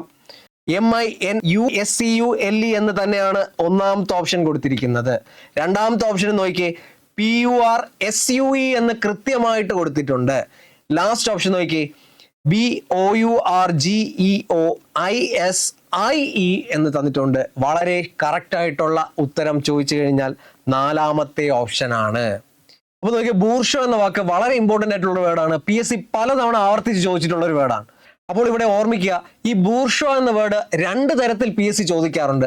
Bourgeois, BOURGEOIS. നോക്കിയേ, BOURGEOIS എന്ന ഒരു വാക്കും തരാറുണ്ട്. ഇതിനോടൊപ്പം IE എന്ന് ചേർത്തും തരാറുണ്ട്. അപ്പോൾ ബൂർഷോ എന്നോ ബൂർഷ്വാസി എന്നോ പറയാം. അപ്പോൾ നമ്മുടെ ആദ്യത്തെ വേർഡ് ബൂർഷോ എന്നാണെങ്കിൽ ഓർമ്മിക്കുക, ലാസ്റ്റ് IE എന്ന് തന്നിട്ടുണ്ടാവൂല. എന്നാൽ ബൂർഷ്വാസി എന്ന് തരികയാണെങ്കിൽ ഇത് രണ്ടും വ്യത്യസ്തമായിട്ട് വരുന്നതിന് കാരണം ബൂർഷോ എന്ന് പറഞ്ഞാൽ അതൊരു അഡ്ജക്റ്റീവ് ആയിട്ട് ഉപയോഗിക്കുന്നതാണ്. എന്നാൽ ബൂർഷ്വാസി IE കൂടെ ചേർന്ന് വരികയാണെങ്കിൽ അതൊരു നൗൺ ഫോം ആണ്. അപ്പോൾ നൗൺ ഫോം ആയിട്ടും അഡ്ജക്റ്റീവ് ഫോം ആയിട്ടും സ്പെൽ ചെക്കിനകത്ത് തരാറുണ്ട്. അപ്പോൾ പലപ്പോഴും ഉദ്യോഗാർത്ഥികൾക്ക് വരുന്ന ഡൗട്ട് ഇവിടെ IE ഉണ്ടോ IE ഇല്ലയോ എന്നുള്ള കാര്യത്തിലാണ്. അപ്പോൾ ഓർമ്മിക്കുക, IE ചേർന്ന് വരുന്ന വാക്കും അത് ഇല്ലാതെ വരുന്ന വാക്കും രണ്ടും ശരിയാണ്. ഒരിക്കലും ഇത് രണ്ടും കൂടെ PSC ഒരു ഓപ്ഷനിൽ കൊടുക്കൂല. അപ്പോൾ ഇവിടെ കൃത്യമായിട്ട് മനസ്സിലാക്കി വെക്കുക, BOURGEOIS എന്നും തരാം, അതിനുശേഷം ലാസ്റ്റ് IE എന്നും ചേർന്ന് തരാം. നമ്മുടെ ലാസ്റ്റ് വന്നിരിക്കുന്ന ഓപ്ഷനിൽ നോക്കി, BOURGEOISIE എന്ന് കൂടി തന്നിട്ടുണ്ട്. അപ്പോൾ അവിടെ വന്നിരിക്കുന്ന ബൂർഷ്വാസി എന്ന വേർഡാണ്, ആ വാക്ക് കൃത്യമായിട്ട് തന്നിട്ടുണ്ട്. അതിനോടൊപ്പം വന്നിരിക്കുന്ന 2 വാക്കുകളും അവിടെ കറക്റ്റ് ഉത്തരമാണ്. അപ്പോൾ നമ്മുടെ കറക്റ്റ് ഓപ്ഷൻ 4ാമത്തതാണ്. അപ്പോൾ നമ്മുടെ ഫൈനൽ ഉത്തരത്തിലേക്ക് വരുമ്പോൾ നോക്കിയേ, 4ാമതായിട്ട് വന്നിരിക്കുന്നത് B ഓപ്ഷന്റെ ഉത്തരമാണ്. അപ്പോൾ ഫൈനൽ ഉത്തരം വരുന്നത് B ഓപ്ഷൻ ആണ്. അപ്പോൾ ഇവിടെ നോക്കിയേ, ഈ ബൂർഷോ എന്ന വാക്ക് ഓർത്തു വെക്കാനായിട്ട് നമ്മൾ എപ്പോഴും സ്പെൽ ചെക്ക് പഠിക്കുമ്പോൾ അതിനെ സ്പ്ലിറ്റ് ചെയ്ത് പഠിക്കുന്നത് വളരെ നല്ലതായിരിക്കും. അപ്പോൾ ഇവിടെ ബൂർഷ്വ എന്ന വാക്ക് ഓർമ്മിക്കാനായിട്ട് നിങ്ങൾ ആ വാക്കിനെ അങ്ങ് സ്പ്ലിറ്റ് ചെയ്ത് പഠിച്ചാൽ മതി. ബൂർഷ്വ അല്ലെങ്കിൽ ബൂർഷ്വാസി എന്ന വാക്ക് നമുക്ക് എങ്ങനെ വേഗത്തിൽ പഠിക്കാമെന്ന്, അല്ലെങ്കിൽ ഓർത്ത് വെക്കാൻ പറ്റുന്ന രീതിയിൽ നമുക്ക് എങ്ങനെ പഠിക്കാമെന്ന് നോക്കാം. അപ്പോൾ ബൂർഷ്വ മാത്രമല്ല, അതിനോടൊപ്പം PSC നിരന്തരം ചോദിക്കാറുള്ള കുറച്ച് വാക്കുകൾ കൂടി പഠിക്കാം. അപ്പൊ നോക്കിയേ, അപ്പോൾ ബൂർഷ്വാസി എന്ന വാക്കിനെ ഇവിടെ സ്പ്ലിറ്റ് ചെയ്ത് തന്നിട്ടുണ്ട്. നോക്കിയേ, ബി അവർ ജിയോ ഈസ്. ഏതാണ്? ബി അവർ ജിയോ ഈസ് എന്ന് ഓർത്ത് വെക്കുക. എന്താണ് നിങ്ങൾ പഠിക്കേണ്ടത്? ബി അവർ ജിയോ ഈസ് എന്ന് ഓർമ്മിക്കുക. ലാസ്റ്റ് IE എന്നുകൂടി ചേർത്ത് വെക്കുക. നോക്കി, IE എന്ന് വേണമെങ്കിൽ PSC തരാം, അത് ഇല്ലാതെയും തരാം. അപ്പൊ ബൂർഷ്വ എന്നാണ് നിങ്ങൾക്ക് തരുന്ന വേർഡെങ്കിൽ IE ഉണ്ടാവില്ല. എന്നാൽ ബൂർഷ്വാസി എന്ന് തരികയാണെങ്കിൽ I കൂടി ചേർന്ന് വരാം. അപ്പൊ എങ്ങനെയാണെങ്കിലും നിങ്ങൾ ആ തുടക്കം പഠിച്ചു വെക്കുക. ബി അവർ ജിയോ ഈസ് എന്ന് നിങ്ങൾ ഈ വാക്കിനെ സ്പ്ലിറ്റ് ചെയ്ത് അങ്ങ് പഠിച്ചു വെക്കുക. കുറച്ച് വാക്കുകൾ കൂടി നോക്കാം. നോക്കി, PSC സ്ഥിരമായിട്ട് ചോദിക്കാറുള്ള ഒരു വാക്കാണ് ബ്യൂറോക്രസി. അല്ലെ, ബ്യൂറോക്രസി നമ്മൾ എങ്ങനെയൊക്കെ പഠിച്ചാലും തെറ്റിപ്പോകാൻ സാധ്യതയുള്ള ഒരു വേർഡാണ്. അപ്പൊ അത് നിങ്ങൾ എങ്ങനെ പഠിച്ചു വെക്കും? ബി യൂറിയ യു ക്രസി എന്ന് ഓർത്ത് വെക്കുക. എന്താണ്? ബി യൂറിയ യു ക്രസി എന്ന് പഠിച്ചു വെക്കുക. വളരെ സിമ്പിൾ ആയിട്ട് പഠിക്കാൻ പറ്റും. എന്താണ്? ബി യൂറിയ യു ക്രസി എന്ന് പഠിച്ചു വെക്കുക. നമുക്കറിയാം ഡെമോക്രസി എന്ന് പറയുമ്പോൾ DEMOCRACY ആണ് അല്ലെ. അപ്പൊ ക്രസി എന്ന് പറയുമ്പോൾ CRACY ആണെന്ന് ഓർത്ത് വെക്കുക. അപ്പൊ ഡെമോക്രസി ആകാം, അല്ലെങ്കിൽ ബ്യൂറോക്രസിയും ആകാം. അപ്പൊ ബ്യൂറോക്രസി എങ്ങനെ പഠിച്ചു വെക്കാം? ബി യൂറിയ യു ക്രസി എന്ന് ഓർത്ത് വെക്കുക. ബൂർഷ്വ നമ്മൾ പറഞ്ഞു, ബി അവർ ജിയോ ഈസ് എന്ന് ഓർത്ത് വെക്കുക. അടുത്ത വേർഡ് നോക്കി, ലെഫ്റ്റനന്റ് എന്ന വേർഡാണ് അല്ലെ. ലെഫ്റ്റനന്റ് എന്ന് പറയുമ്പോൾ നമുക്ക് LEFT ഒക്കെ ഉണ്ടോ എന്ന് പലരും തെറ്റിദ്ധരിക്കാം. പക്ഷെ ലെഫ്റ്റനന്റ് എന്ന വാക്കിന്റെ സ്പെല്ലിംഗ് നോക്കി, ലൈ യു 10 ആൻഡ്. എന്താണ്? ലൈ യു 10 ആൻഡ് എന്ന് പഠിച്ചു വെക്കുക. എന്താണ് നിങ്ങൾ പഠിക്കുന്നത്? ലൈ യു 10 ആൻഡ് അല്ലെ. ലൈ എന്ന് പറയുമ്പോൾ നമുക്കറിയാം LIE അല്ലെ. U 10 TN and ANT. അപ്പോൾ എല്ലാവർക്കും വളരെ സിമ്പിൾ ആയിട്ട് പഠിക്കാൻ പറ്റുന്നതാണ്. ലൈ യു 10 ആൻഡ് എന്ന് ഓർത്ത് വയ്ക്കുക. നമ്മളിത് ലൂട്ടനന്റ് എന്നാണ് കറക്റ്റ് പ്രൊണൗൺസിയേഷൻ വരുന്നത്. അതുകൊണ്ടാണ് നമ്മൾ ലെഫ്റ്റനന്റ് എന്ന് പറയുന്ന വാക്കുമായിട്ട് മാച്ച് ചെയ്യാത്ത സ്പെല്ലിംഗ് വന്നിരിക്കുന്നത്. അപ്പോൾ ലൂട്ടനന്റ് എന്താണ് സ്പെല്ലിംഗ് പഠിക്കേണ്ടത്? ലൈ യു 10 ആൻഡ് എന്ന് ഓർത്ത് വെക്കുക. അടുത്ത വേർഡ് നോക്കിയേ, കേണൽ എന്നൊരു വേർഡ് തന്നിട്ടുണ്ട്. നോക്കിയേ, കേണൽ എന്ന് പറയുമ്പോൾ നമുക്ക് സ്പെല്ലിംഗ് ഡൗട്ട് വരാൻ സാധ്യതയുണ്ട്. അപ്പോൾ നിങ്ങൾ എങ്ങനെ പഠിച്ചു വെക്കും? കോളോനെല്ല എന്നങ്ങ് ഓർത്ത് വെക്കുക. എന്താണ്? കോളോനെല്ല. COLO കോളോ, NEL നെല്ല. അപ്പൊ ഓർത്ത് വയ്ക്കാൻ പറ്റും. കോളോനെല്ല എന്ന് പഠിച്ചു വെച്ച് കഴിഞ്ഞാൽ കേണൽ എന്ന വാക്ക് കിട്ടും. ലൂട്ടനന്റ് ആണെങ്കിൽ ലൈ യു 10 ആൻഡ് എന്ന് പഠിച്ചു വെക്കുക. അടുത്ത വേർഡ് നോക്കി, PSC നിരവധി തവണ ആവർത്തിച്ച് ചോദിച്ചിട്ടുള്ള ഒരു വേർഡാണ് സൂപ്പറിൻറ്റൻഡന്റ് അല്ലെ. ആ വാക്കിനെ അങ്ങ് സ്പ്ലിറ്റ് ചെയ്ത് അതുപോലെ അങ്ങ് പഠിച്ചു വെക്കുക. സൂപ്പർ അല്ലെ, SUPER. ഇന്ന് നോക്കിയേ, ഇന്ന് 10 TN ഡെന്റ് DENT. അപ്പോൾ എങ്ങനെ പഠിച്ചു വെക്കാം? സൂപ്പർ ഇന്ന് 10 ഡെന്റ് അല്ലെ. എന്താണ് പഠിച്ചു വെക്കേണ്ടത്? സൂപ്പർ ഇന്ന് 10 ഡെന്റ് എന്നങ്ങ് ഓർത്ത് വെക്കുക. സൂപ്പറിൻറ്റൻഡന്റ് എന്ന വാക്ക് കിട്ടും. അപ്പോൾ നമ്മൾ ഇത്രയും പഠിച്ച വാക്കുകളൊക്കെ അല്ലേ. അടുത്ത വാക്ക് നോക്കിയേ, മെയിൻ്റനൻസ്. റീസെന്റ് പല പരീക്ഷകളിലും ചോദിച്ചൊരു വേർഡാണ് മെയിൻ്റനൻസ്. അപ്പോൾ അവിടെ പലർക്കും ഡൗട്ട് വരുന്ന ഒരു പോർഷൻ ആണ്. TEN ആണോ TAN ആണോ എന്നൊക്കെ ഡൗട്ട് വരും അല്ലെ. അപ്പോൾ നിങ്ങൾ ഇങ്ങനെ അങ്ങ് പഠിച്ചു വെച്ചാൽ മതി. നോക്കിയേ, മെയിൻ 10 ആൻസ് എന്നങ്ങ് പഠിച്ചു വെക്കുക. എന്താണ്? മെയിൻ 10 ആൻസ് എന്ന് പഠിച്ചു വെക്കുക. അപ്പൊ മെയിൻ എന്ന് പറയുമ്പോൾ എല്ലാവർക്കും അറിയാം MAIN. 10 എന്ന് പറയുമ്പോൾ TN ആണെന്ന് എല്ലാവർക്കും അറിയാം. ആൻസ് ANC ആണെന്ന് ഓർത്ത് വെക്കുക. അപ്പോൾ മെയിൻ്റനൻസ് എന്ന വാക്ക് വളരെ സിമ്പിൾ ആയിട്ട് ഓർത്ത് വെക്കാൻ പറ്റും. മെയിൻ 10 ആൻസ്. നോക്കിയേ, അറ്റൻഡൻസ്. അറ്റ് 10 ഡാൻസ് എന്നങ്ങ് പഠിച്ചു വെക്കുക. എന്താണ്? At 10 dance. എന്തോർത്ത് വയ്ക്കും? അറ്റ് 10 ഡാൻസ് എന്ന് പഠിച്ചു വെച്ച് കഴിഞ്ഞാൽ വളരെ സിമ്പിൾ ആയിട്ട് അറ്റൻഡൻസ് എന്ന വാക്ക് കിട്ടാം. അപ്പോൾ അവിടെ ATTEN ആണോ AN ആണോ എന്നൊക്കെ പലർക്കും ഡൗട്ട് വരും. അപ്പോൾ അവിടെ 10 എന്ന വാക്കിന്റെ സ്പെല്ലിംഗ് എല്ലാവർക്കും അറിയാം അല്ലെ. അപ്പോൾ അത് കാരണം അറ്റ് 10 ഡാൻസ് എന്ന് പഠിച്ചു കഴിഞ്ഞാൽ എല്ലാവർക്കും വളരെ സിമ്പിൾ ആയിട്ട് എഴുതാൻ പറ്റും. അപ്പോൾ മെയിൻ്റനൻസ് മെയിൻ 10 ആൻസ്. അതുപോലെ അറ്റൻഡൻസ് എന്താണ്? At 10 dance. അടുത്ത വേർഡ് നോക്കിയേ, പ്രിവിലേജ്. പലർക്കും ഡൗട്ട് വരുന്നതാണ്. PRE ആണോ I ആണോ എന്നൊക്കെ ഡൗട്ട് വരും. അപ്പോൾ നിങ്ങൾ എങ്ങനെ പഠിച്ചു വെക്കും? PRI VI leg E. അപ്പോൾ എങ്ങനെ പഠിച്ചു വെക്കാൻ പറ്റും? Leg E. എന്താണ്? ലെഗ് E എന്നങ്ങ് ഓർത്ത് വെക്കുക. അപ്പൊ PRI VI leg LEG last E കൂടെ വരും അല്ലെ. അപ്പൊ പ്രിവിലേജ് എന്ന വാക്ക് എങ്ങനെ ഓർത്ത് വെക്കാം? ലെഗ് E എന്ന് ഓർത്ത് വെക്കുക. ലെഗ് E എന്ന വാക്ക് എന്തായിരിക്കും? പ്രിവിലേജ് എന്നായിരിക്കും. അടുത്ത വേർഡ് നോക്കി, മെമെന്റോ. വളരെ ഇമ്പോർട്ടൻ്റ് ആയിട്ടുള്ള ഒരു വേർഡാണ്. മൊമെന്റോ എന്നൊക്കെയാണ് നമ്മൾ പൊതുവെ പറയാറുണ്ട് അല്ലെ. മൊമെന്റോ എന്ന് പറഞ്ഞു കഴിഞ്ഞാൽ MOMENTO എന്ന ഓപ്ഷൻ എല്ലാം ഉണ്ടാവും അല്ലെ. മൊമെന്റോ അല്ല. നിങ്ങൾ എങ്ങനെ പഠിച്ചു വെക്കും? മെൻ ടു എന്ന് ഓർത്ത് വെക്കുക. എന്തോർത്ത് വെക്കുക? മീ മെൻ ടു എന്ന് ഓർത്ത് വെക്കുക. മെമെന്റോ എന്നാണ് നമ്മൾ കൃത്യമായിട്ട് പറയേണ്ടത്. അപ്പൊ മെമെന്റോ എന്ന വാക്ക് എങ്ങനെ ഓർത്ത് വെക്കാം? മീ മെൻ ടു എന്ന് ഓർത്ത് കഴിഞ്ഞാൽ നമുക്ക് മെമെന്റോ എന്ന വാക്ക് വളരെ സിമ്പിൾ ആയിട്ട് ഓർത്ത് വെക്കാൻ പറ്റും. അപ്പൊ മെമെന്റോ മീ മെൻ ടു എന്ന് ഓർക്കുക. അടുത്ത വേർഡ് നോക്കി, ഹരാസ്മെന്റ്. PSC ആവർത്തിച്ച് ചോദിച്ചിട്ടുള്ള ഒരു വേർഡാണ് ഹരാസ്മെന്റ്. ഹരാസ് എന്നും ഹരാസ്മെന്റ് എന്നും ചോദിച്ചിട്ടുണ്ട്. അപ്പോൾ ഹരാസ് എന്ന വാക്ക് നമ്മൾ എങ്ങനെ ഓർമ്മിക്കാം നോക്കി, HAR ഹർ, ആസ് അല്ലെ, നമുക്കറിയാം ASS ആസ്, മെന്റ് MENT മെന്റ്. വളരെ സിമ്പിൾ ആയിട്ട് ഓർത്ത് വെക്കാൻ പറ്റും. ഹർ ആസ് മെന്റ് എന്നങ്ങ് സ്പ്ലിറ്റ് ചെയ്ത് പഠിച്ചു വെച്ചാൽ മതി. എങ്ങനെ പഠിച്ചു വെക്കാം? ഹർ ആസ് മെന്റ് എന്നങ്ങ് സ്പ്ലിറ്റ് ചെയ്യുക. അപ്പൊ എങ്ങനെ പഠിച്ചു വെക്കാൻ പറ്റും? ഹർ ആസ് മെന്റ് എന്ന് സ്പ്ലിറ്റ് ചെയ്ത് കഴിഞ്ഞാൽ ഹരാസ്മെന്റ് എന്ന വാക്ക് കിട്ടും. അടുത്തൊരു വേർഡ് നോക്കിയേ, എംബറാസ്മെന്റ്. എംബറാസ്മെന്റ് എന്ന വാക്ക് വളരെയധികം ആവർത്തിച്ച് ചോദിച്ചതുമാണ്, എന്നാൽ പലർക്കും ഡൗട്ട് ഉള്ള ഒരു വേർഡാണ് എംബറാസ്മെന്റ്. നോക്കിയേ, എംബറാസ്മെന്റ് എന്ന വാക്ക് എങ്ങനെ പഠിക്കാമെന്ന് നോക്കി, EM ബാർ ആറ് ആസ് മെന്റ്. എന്തോർത്ത് വയ്ക്കാം? EM ബാർ ആറ് ആസമെന്റ്. നമ്മൾ നേരത്തെ പഠിച്ച എന്താണ്? ഹർ ആസമെന്റ്. അപ്പോൾ ഇവിടെ പലർക്കും ഡൗട്ട് വരുന്നത് ഹരാസ്മെന്റിൽ 2 R ഉണ്ടോ അല്ലെങ്കിൽ എംബറാസ്മെന്റിൽ 2 R ഉണ്ടോ എന്നുള്ള കാര്യമാണ്. അപ്പൊ നോക്കി, കൃത്യമായിട്ട് നമ്മൾ അവിടെ R എന്ന വേർഡ് സ്പ്ലിറ്റ് ചെയ്ത് എഴുതിയിട്ടുണ്ട്. രണ്ടാമത് എംബറാസ്മെന്റ് എന്ന് പറയുമ്പോൾ EM ബാർ ആറാസ്മെന്റ്. എന്താണ് ഓർത്ത് വെക്കേണ്ടത്? EM ബാർ ആറാസ്മെന്റ് എന്ന് പഠിച്ചു വെക്കുക. എന്താണ്? EM bar harassment. എന്നാൽ ഹരാസ്മെന്റ് ആണെങ്കിൽ എന്താണ്? ഹർ ആസമെന്റ്. എന്താണ്?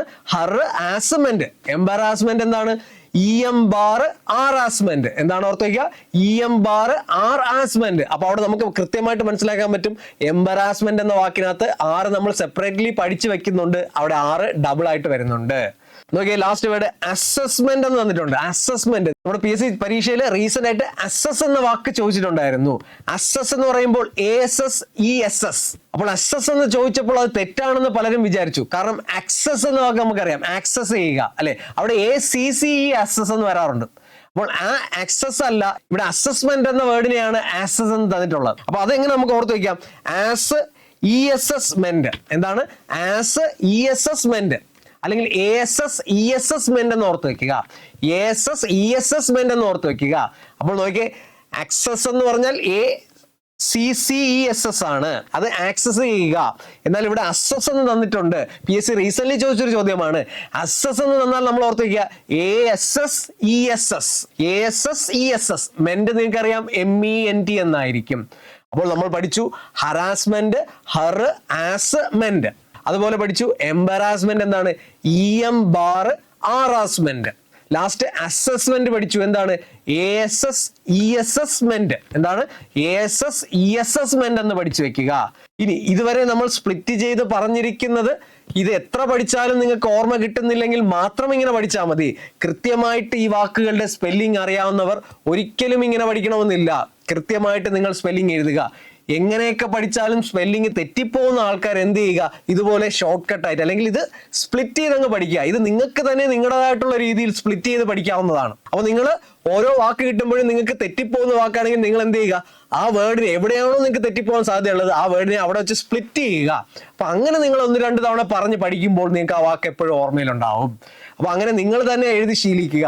അപ്പൊ നമ്മൾ പഠിച്ച ഈ വാക്കുകൾ അല്ലെങ്കിൽ ഈ ഷോർട്ട് കട്ടുകൾ നമുക്ക് ഒന്നുകൂടെ നോക്കാം. നമ്മൾ ആദ്യം ബൂർഷ എന്ന വാക്ക് പഠിച്ചു, അല്ലെങ്കിൽ ബൂർഷാസി എന്ന വേർഡ് പഠിച്ചു.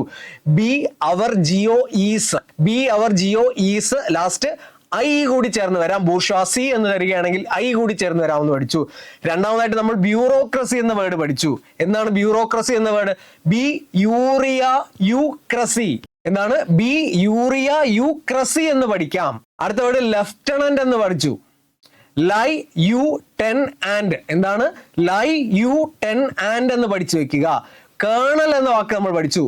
കോളോനെൽ, COLO കോളോ NEL നെൽ. കൃത്യമായിട്ട് വാക്ക് അറിയാമെങ്കിൽ അല്ലെങ്കിൽ സ്പെല്ലിംഗ് അറിയാമെങ്കിൽ നിങ്ങൾ ഇങ്ങനെ പഠിക്കേണ്ട കാര്യമില്ല. അല്ലാത്ത ആൾക്കാർ ഈ ഷോർട്ട് കട്ട് ഉപയോഗിച്ചാൽ മതി. ഓക്കെ, അടുത്ത വേർഡ് നോക്കിയേ.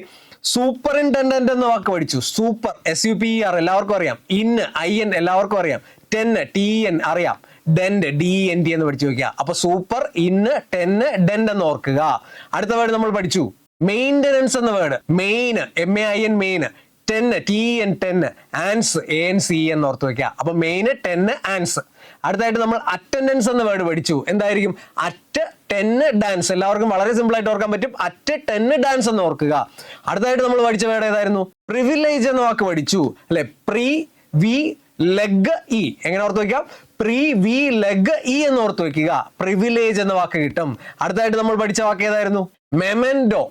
മെന്റു എന്ന് ഓർക്കുക. മെന്റു എന്ന് ഓർത്ത് കഴിഞ്ഞാൽ നമുക്ക് മെമെന്റോ എന്ന വാക്ക് കിട്ടും. അപ്പോൾ നമ്മൾ മൊമെന്റോ അല്ല മെമെന്റോ ആണെന്ന് പഠിച്ചാൽ തന്നെ നമുക്ക് ആ ഒരു വാക്ക് എഴുതാൻ പറ്റും. മെന്റു എന്നായിരിക്കും. അടുത്ത വേർഡ് നോക്കി, ഹറാസ്മെന്റ് എന്ന വേർഡ് പഠിച്ചായിരുന്നു.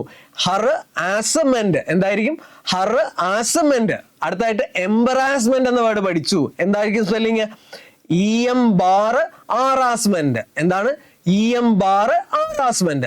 ലാസ്റ്റ് ആയിട്ട് നമ്മൾ അസസ്മെന്റ് എന്ന വാക്ക് പഠിച്ചായിരുന്നു.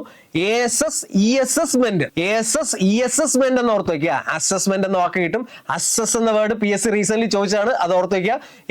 ESS എന്ന് മാത്രം തന്നാലും നമുക്ക് കൃത്യമായിട്ടുള്ള ഉത്തരമാണ് അസസ് എന്നായിരിക്കും. എന്നാൽ അസസ്മെന്റ് ആണെങ്കിൽ MENT എന്ന് ചേർത്ത് കൂടി തരും. അപ്പൊ ഇത്രയും പഠിച്ച വാക്കുകൾ നിങ്ങൾ ഇടയ്ക്ക് ഒന്ന് റിവൈസ് ചെയ്ത് നോക്കുക. അടുത്ത ക്വസ്റ്റ്യനിലേക്ക് വരാം.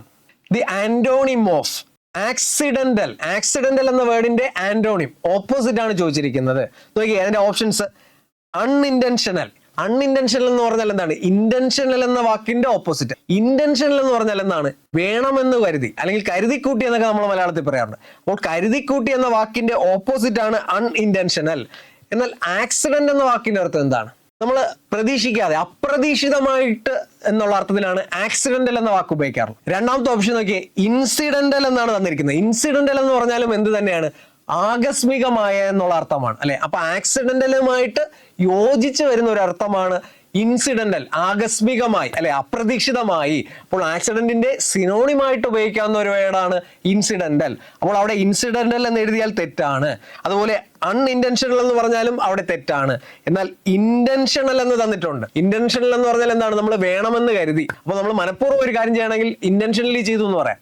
എന്നാൽ ആക്സിഡന്റൽ ആണെങ്കിൽ അപ്രതീക്ഷിതമായിട്ടെന്ന് പറയാം. അപ്പോൾ ഇവിടെ തേർഡ് ഓപ്ഷൻ ആണ് ഫൈനൽ ഉത്തരം. ഏതിലേക്ക് വരാം? സി എന്ന ഫൈനൽ ഉത്തരത്തിലേക്ക് വരാം. അടുത്ത ചോദ്യം നോക്കിയേ, ഐഡന്റിഫൈ ദ സിനോണിം ഓഫ് ഡയട്രൈബ് എന്നാണ് നമ്മുടെ അടുത്ത ക്വസ്റ്റ്യൻ വന്നിരിക്കുന്നത്. അപ്പോൾ ഇവിടെ സിനോണിം അല്ലെങ്കിൽ മീനിങ് എഴുതാനാണ് ചോദ്യം വന്നിരിക്കുന്നത്. ഡയട്രൈബ് എന്നാണ് നമ്മുടെ സിനോണിം എഴുതേണ്ട വേർഡ് തന്നിരിക്കുന്നത്. നോക്കിയേ അതിലെ ഒന്നാമത്തെ ഓപ്ഷൻ ഇൻആർട്ടിക്കുലേറ്റ്നെസ്. രണ്ടാമത്തെ ഓപ്ഷൻ നോക്കിയേ അൺറെസ്പോൺസീവ്നെസ്. മൂന്നാമത്തെ ഓപ്ഷൻ നോക്കിയേ to price somebody.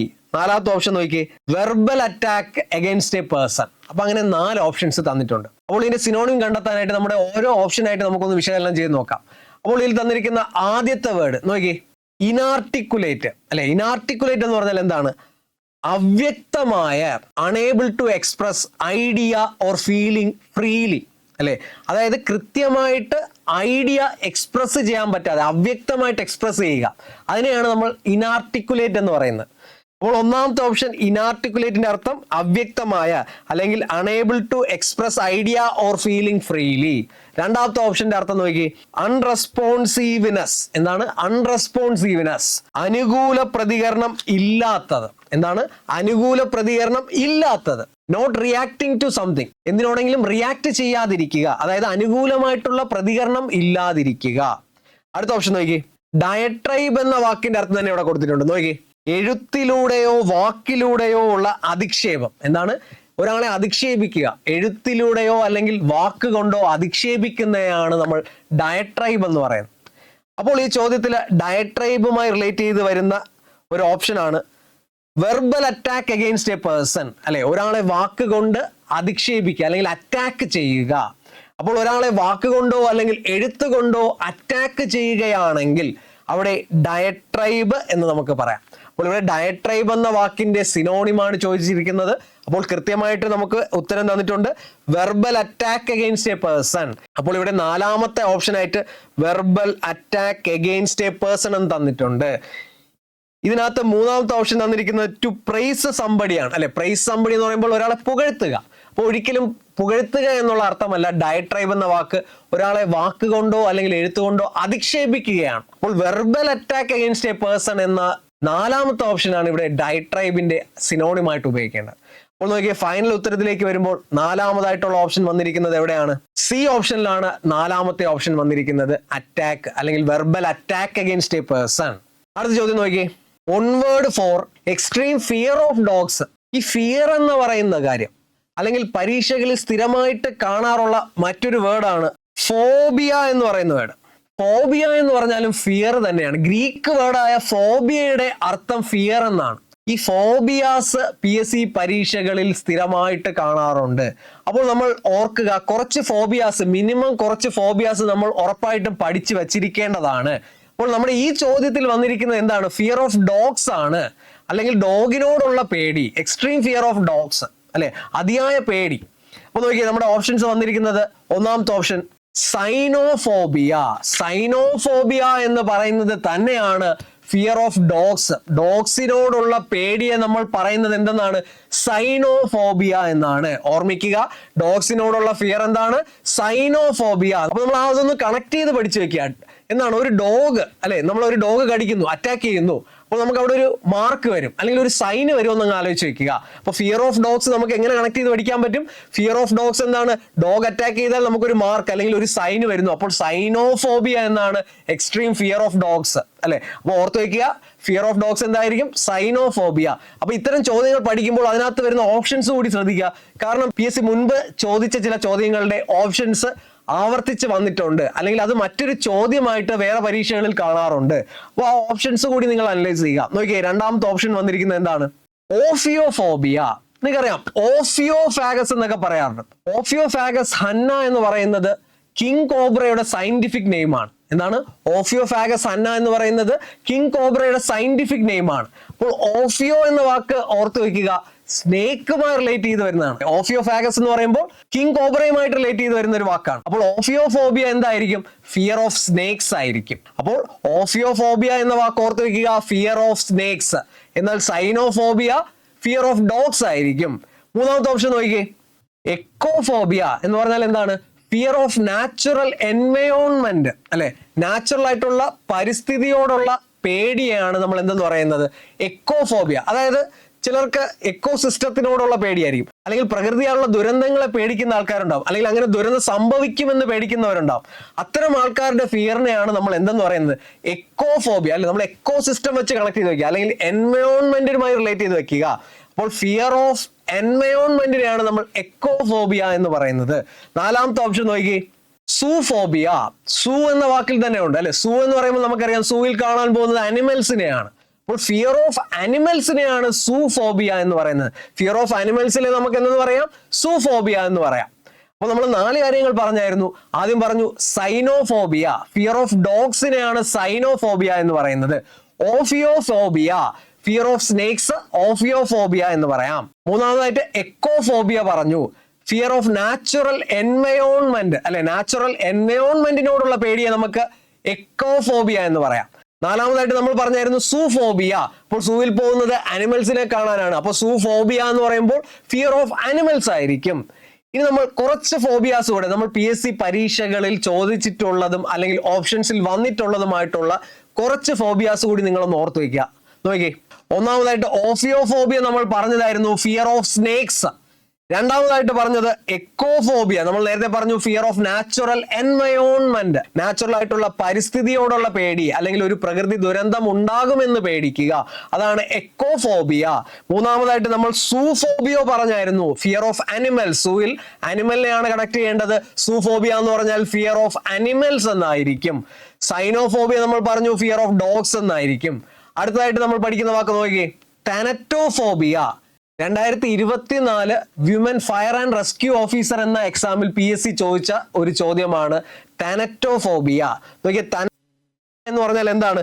Fear of death. എന്താണ്? Fear of death. അപ്പൊ നിങ്ങൾ അത് കണക്ട് ചെയ്ത് വെക്കുക, തനറ്റോ അല്ലെ, തനിച്ച് എന്ന് ആലോചിക്കുക. അപ്പൊ മരിക്കുന്ന സമയത്ത് എല്ലാവർക്കും പേടിയുണ്ടാവും, തനിച്ചായി പോകുമെന്ന് പേടിയുണ്ടാവും അല്ലെ. അപ്പോൾ അതിനെ നിങ്ങൾ കണക്ട് ചെയ്ത് വെക്കുക, തനറ്റോഫോബിയ എന്ന വാക്കിൽ കണക്ട് ചെയ്ത് വെക്കുക, ഫിയർ ഓഫ് ഡെത്ത് എന്ന് ഓർമ്മിക്കുക. അപ്പോൾ തനറ്റോഫോബിയ എന്തായിരിക്കും? Fear of death. അപ്പൊ ഇത് വളരെ ഇമ്പോർട്ടന്റ് ആണ്. PSC 2024 ചോദിച്ച ഒരു ചോദ്യമാണ്. അപ്പോൾ അത് ഓർത്ത് വെക്കുക. അടുത്ത വേർഡ് നോക്കിയ കെറ്റോപ്ട്രോഫോബിയ. ഇത് PSC ചോദിച്ച അതേ ചോദ്യത്തിന്റെ ഓപ്ഷനിൽ വന്നൊരു വേർഡാണ്. അപ്പൊ നിങ്ങൾ ആ ഒരു ഓപ്ഷനിൽ വരുന്ന വാക്കുകൾ കൂടി പഠിച്ചു വെക്കുക. കെറ്റോപ്ട്രോഫോബിയ എന്ന് പറഞ്ഞാൽ ഫിയർ ഓഫ് മിറേഴ്സ് നോക്കിയേ, കെറ്റോപ്ട്രോഫോബിയ എന്ന് പറഞ്ഞാൽ ഫിയർ ഓഫ് മിറേഴ്സ് അല്ലെ. മിറർ എന്ന് പറഞ്ഞാൽ നിങ്ങൾക്കറിയാം കണ്ണാടി. അപ്പോൾ നിങ്ങൾ മിററിന് മുൻപിൽ നിൽക്കുന്ന ഒരു കാറ്റിനെ സങ്കല്പിക്കുക. എന്താണ്? ഒരു മിററിന് മുൻപിൽ ആര് നിൽക്കുന്നു? ഒരു കാറ്റ് നിൽക്കുന്നു എന്ന് സങ്കല്പിക്കുക. അപ്പോൾ അങ്ങനെയാണെങ്കിൽ നിങ്ങൾ കണക്ട് ചെയ്ത് വെക്കുക, മിററുമായി റിലേറ്റ് ചെയ്ത് വരുന്ന കെറ്റോപ്ട്രോഫോബിയ, കാറ്റ് മിറർ അല്ലെ. അപ്പൊ കെറ്റോപ്ട്രോഫോബിയ എന്തായിരിക്കും? ഫിയർ ഓഫ് മിറേഴ്സ് അല്ലെ. അപ്പോൾ ഫിയർ ഓഫ് മിറേഴ്സിനെയാണ് നമ്മൾ കെറ്റോപ്ട്രോഫോബിയ എന്ന് പറയുന്നത്. അടുത്ത വേർഡ് നോക്കിയേ, അടുത്ത വേർഡ് നിക്റ്റോഫോബിയ അല്ലെങ്കിൽ നൈറ്റോഫോബിയ എന്ന് കണക്ട് ചെയ്യിക്കുക. നൈറ്റ് എന്ന് പറയുമ്പോൾ നിങ്ങൾക്ക് അറിയാം ഡാർക്ക് ആണ്. അപ്പോൾ ഡാർക്ക്നെസ്സിനെ കണക്ട് ചെയ്ത് വെക്കുക. നിക്റ്റോഫോബിയ നമ്മൾ ഡാർക്ക്നെസ്സുമായി റിലേറ്റ് ചെയ്ത് വെക്കുക. ഫിയർ ഓഫ് ഡാർക്ക്നെസ് അല്ലെ, ഇരുട്ടിനോടുള്ള പേടിയാണ് നിക്റ്റോഫോബിയ. അപ്പോൾ നിക്റ്റോഫോബിയ നിങ്ങൾ നൈറ്റുമായി കണക്ട് ചെയ്യുക. നൈറ്റിൽ ഡാർക്ക് ആണ്. അപ്പോൾ നിക്റ്റോഫോബിയ എന്ന് പറയുമ്പോൾ ഓർമ്മിക്കുക ഫിയർ ഓഫ് ഡാർക്ക്നെസ് എന്നായിരിക്കും. അടുത്ത വാക്ക് നോക്കിയേ, ആക്രോഫോബിയ അല്ലെങ്കിൽ ഹിപ്സോഫോബിയ. രണ്ട് വാക്കുകൾ, ആക്രോഫോബിയ അല്ലെങ്കിൽ ഹിപ്സോഫോബിയ. ഹിപ്സോ എന്ന വാക്കിൽ ഓർമ്മിക്കുക ഹൈറ്റുമായി നമുക്ക് കണക്ട് ചെയ്യാൻ പറ്റും. ഫിയർ ഓഫ് ഹൈറ്റ്സ് ആണ് ഹിപ്സോഫോബിയ. അപ്പോൾ ഫിയർ ഓഫ് ഹൈറ്റ്സ്, ഹിപ്സോഫോബിയ എന്നോ അക്രോഫോബിയോ എന്നോ രണ്ട് വാക്ക് ഓർത്ത് വെക്കുക. ഹിപ്സോഫോബിയോ അല്ലെങ്കിൽ അക്രോഫോബിയ എന്ന് പറയുകയാണെങ്കിൽ നമുക്ക് പറയാം fear of height. Fear of ഹൈറ്റിനെയാണ് അക്രോഫോബിയോ അല്ലെങ്കിൽ ഹിപ്സോഫോബിയോ എന്ന് പറയുന്നത്. അപ്പൊ നമ്മൾ ഇതുവരെ പഠിച്ച വാക്കുകൾ ഓർമ്മിക്കുക. ഓഫിയോഫോബിയ നമ്മൾ പറഞ്ഞു, ഫിയർ ഓഫ് സ്നേക്സ് എന്ന് പറഞ്ഞു.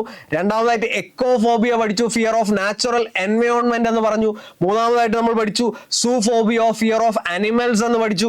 നാലാമതായിട്ട് നമ്മൾ പഠിച്ചു താനറ്റോഫോബിയ, തനിച്ചാകുന്നത്, മരണം സംഭവിക്കുമ്പോൾ. അപ്പോൾ ഫിയർ ഓഫ് ഡെത്ത് ആണെന്ന് കണക്ട് ചെയ്ത് വെക്കുക, താനറ്റോഫോബിയ. അടുത്തത് കെറ്റോപ്ട്രോഫോബിയ നമ്മൾ പറഞ്ഞു, ഫിയർ ഓഫ് മിറേഴ്സ്, മിററിന് മുൻപിൽ നിൽക്കുന്ന കാറ്റിനെ സങ്കല്പിക്കുക, കെറ്റോപ്ട്രോഫോബിയ, ഫിയർ ഓഫ് കാറ്റ്സ് എന്ന് പറഞ്ഞു. അടുത്തതായിട്ട് നമ്മൾ പഠിച്ച വാക്ക് ഏതായിരുന്നു? നിക്റ്റോഫോബിയ അല്ലെങ്കിൽ നൈറ്റോഫോബിയ എന്നങ്ങ് ഓർത്ത് വെക്കുക. അപ്പോൾ നൈറ്റിൽ ഡാർക്ക്നെസ് ആണെന്ന് ഓർക്കുക. ഫിയർ ഓഫ് ഡാർക്ക്നെസ്സിനെയാണ് നമ്മൾ നിക്റ്റോഫോബിയ എന്ന് പറയുന്നത്. അടുത്തതായിട്ട് നമ്മൾ പഠിച്ചു അക്രോഫോബിയ അല്ലെങ്കിൽ ഹിപ്സോഫോബിയ.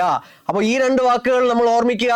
ഫിയർ ഓഫ് ഹൈറ്റ്സ് അല്ലെ, അപ്പോൾ ഹൈറ്റ്, ഹിപ്സോഫോബിയ. അപ്പോൾ അങ്ങനെ ഓർത്ത് വെക്കുക, ഹിപ്സോഫോബിയ അല്ലെങ്കിൽ അക്രോഫോബിയ ഫിയർ ഓഫ് ഹൈറ്റ്സ് എന്നായിരിക്കും.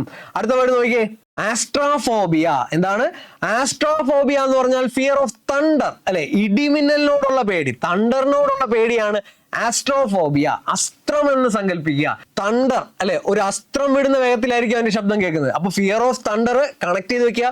അസ്ട്രോഫോബിയ, അസ്ത്രം വിടുന്ന പോലത്തെ ശബ്ദം വരുന്നു. അപ്പോൾ ഫിയർ ഓഫ് തണ്ടർ കണക്ട് ചെയ്ത് വെക്കുക, ആസ്ട്രോഫോബിയ. അടുത്ത വേർഡ് നോക്കിയേ, ട്രൈക്കോഫോബിയ. ട്രൈക്കോഫോബിയ എന്ന് പറഞ്ഞാൽ എന്താണ്? Fear of hair. ഇതും PSC 2023 ചോദിച്ച ഒരു ചോദ്യത്തിനകത്ത് വന്നിട്ടുള്ള ഓപ്ഷനാണ്. ട്രൈക്കോഫോബിയ അല്ലെങ്കിൽ ട്രൈക്കോഫോബിയ എന്ന് പറഞ്ഞാൽ എന്താണ്? Fear of hair. പഠിച്ചു വെക്കുക, ഫിയർ ഓഫ് ഹെയർ ആണ് ട്രൈക്കോഫോബിയ.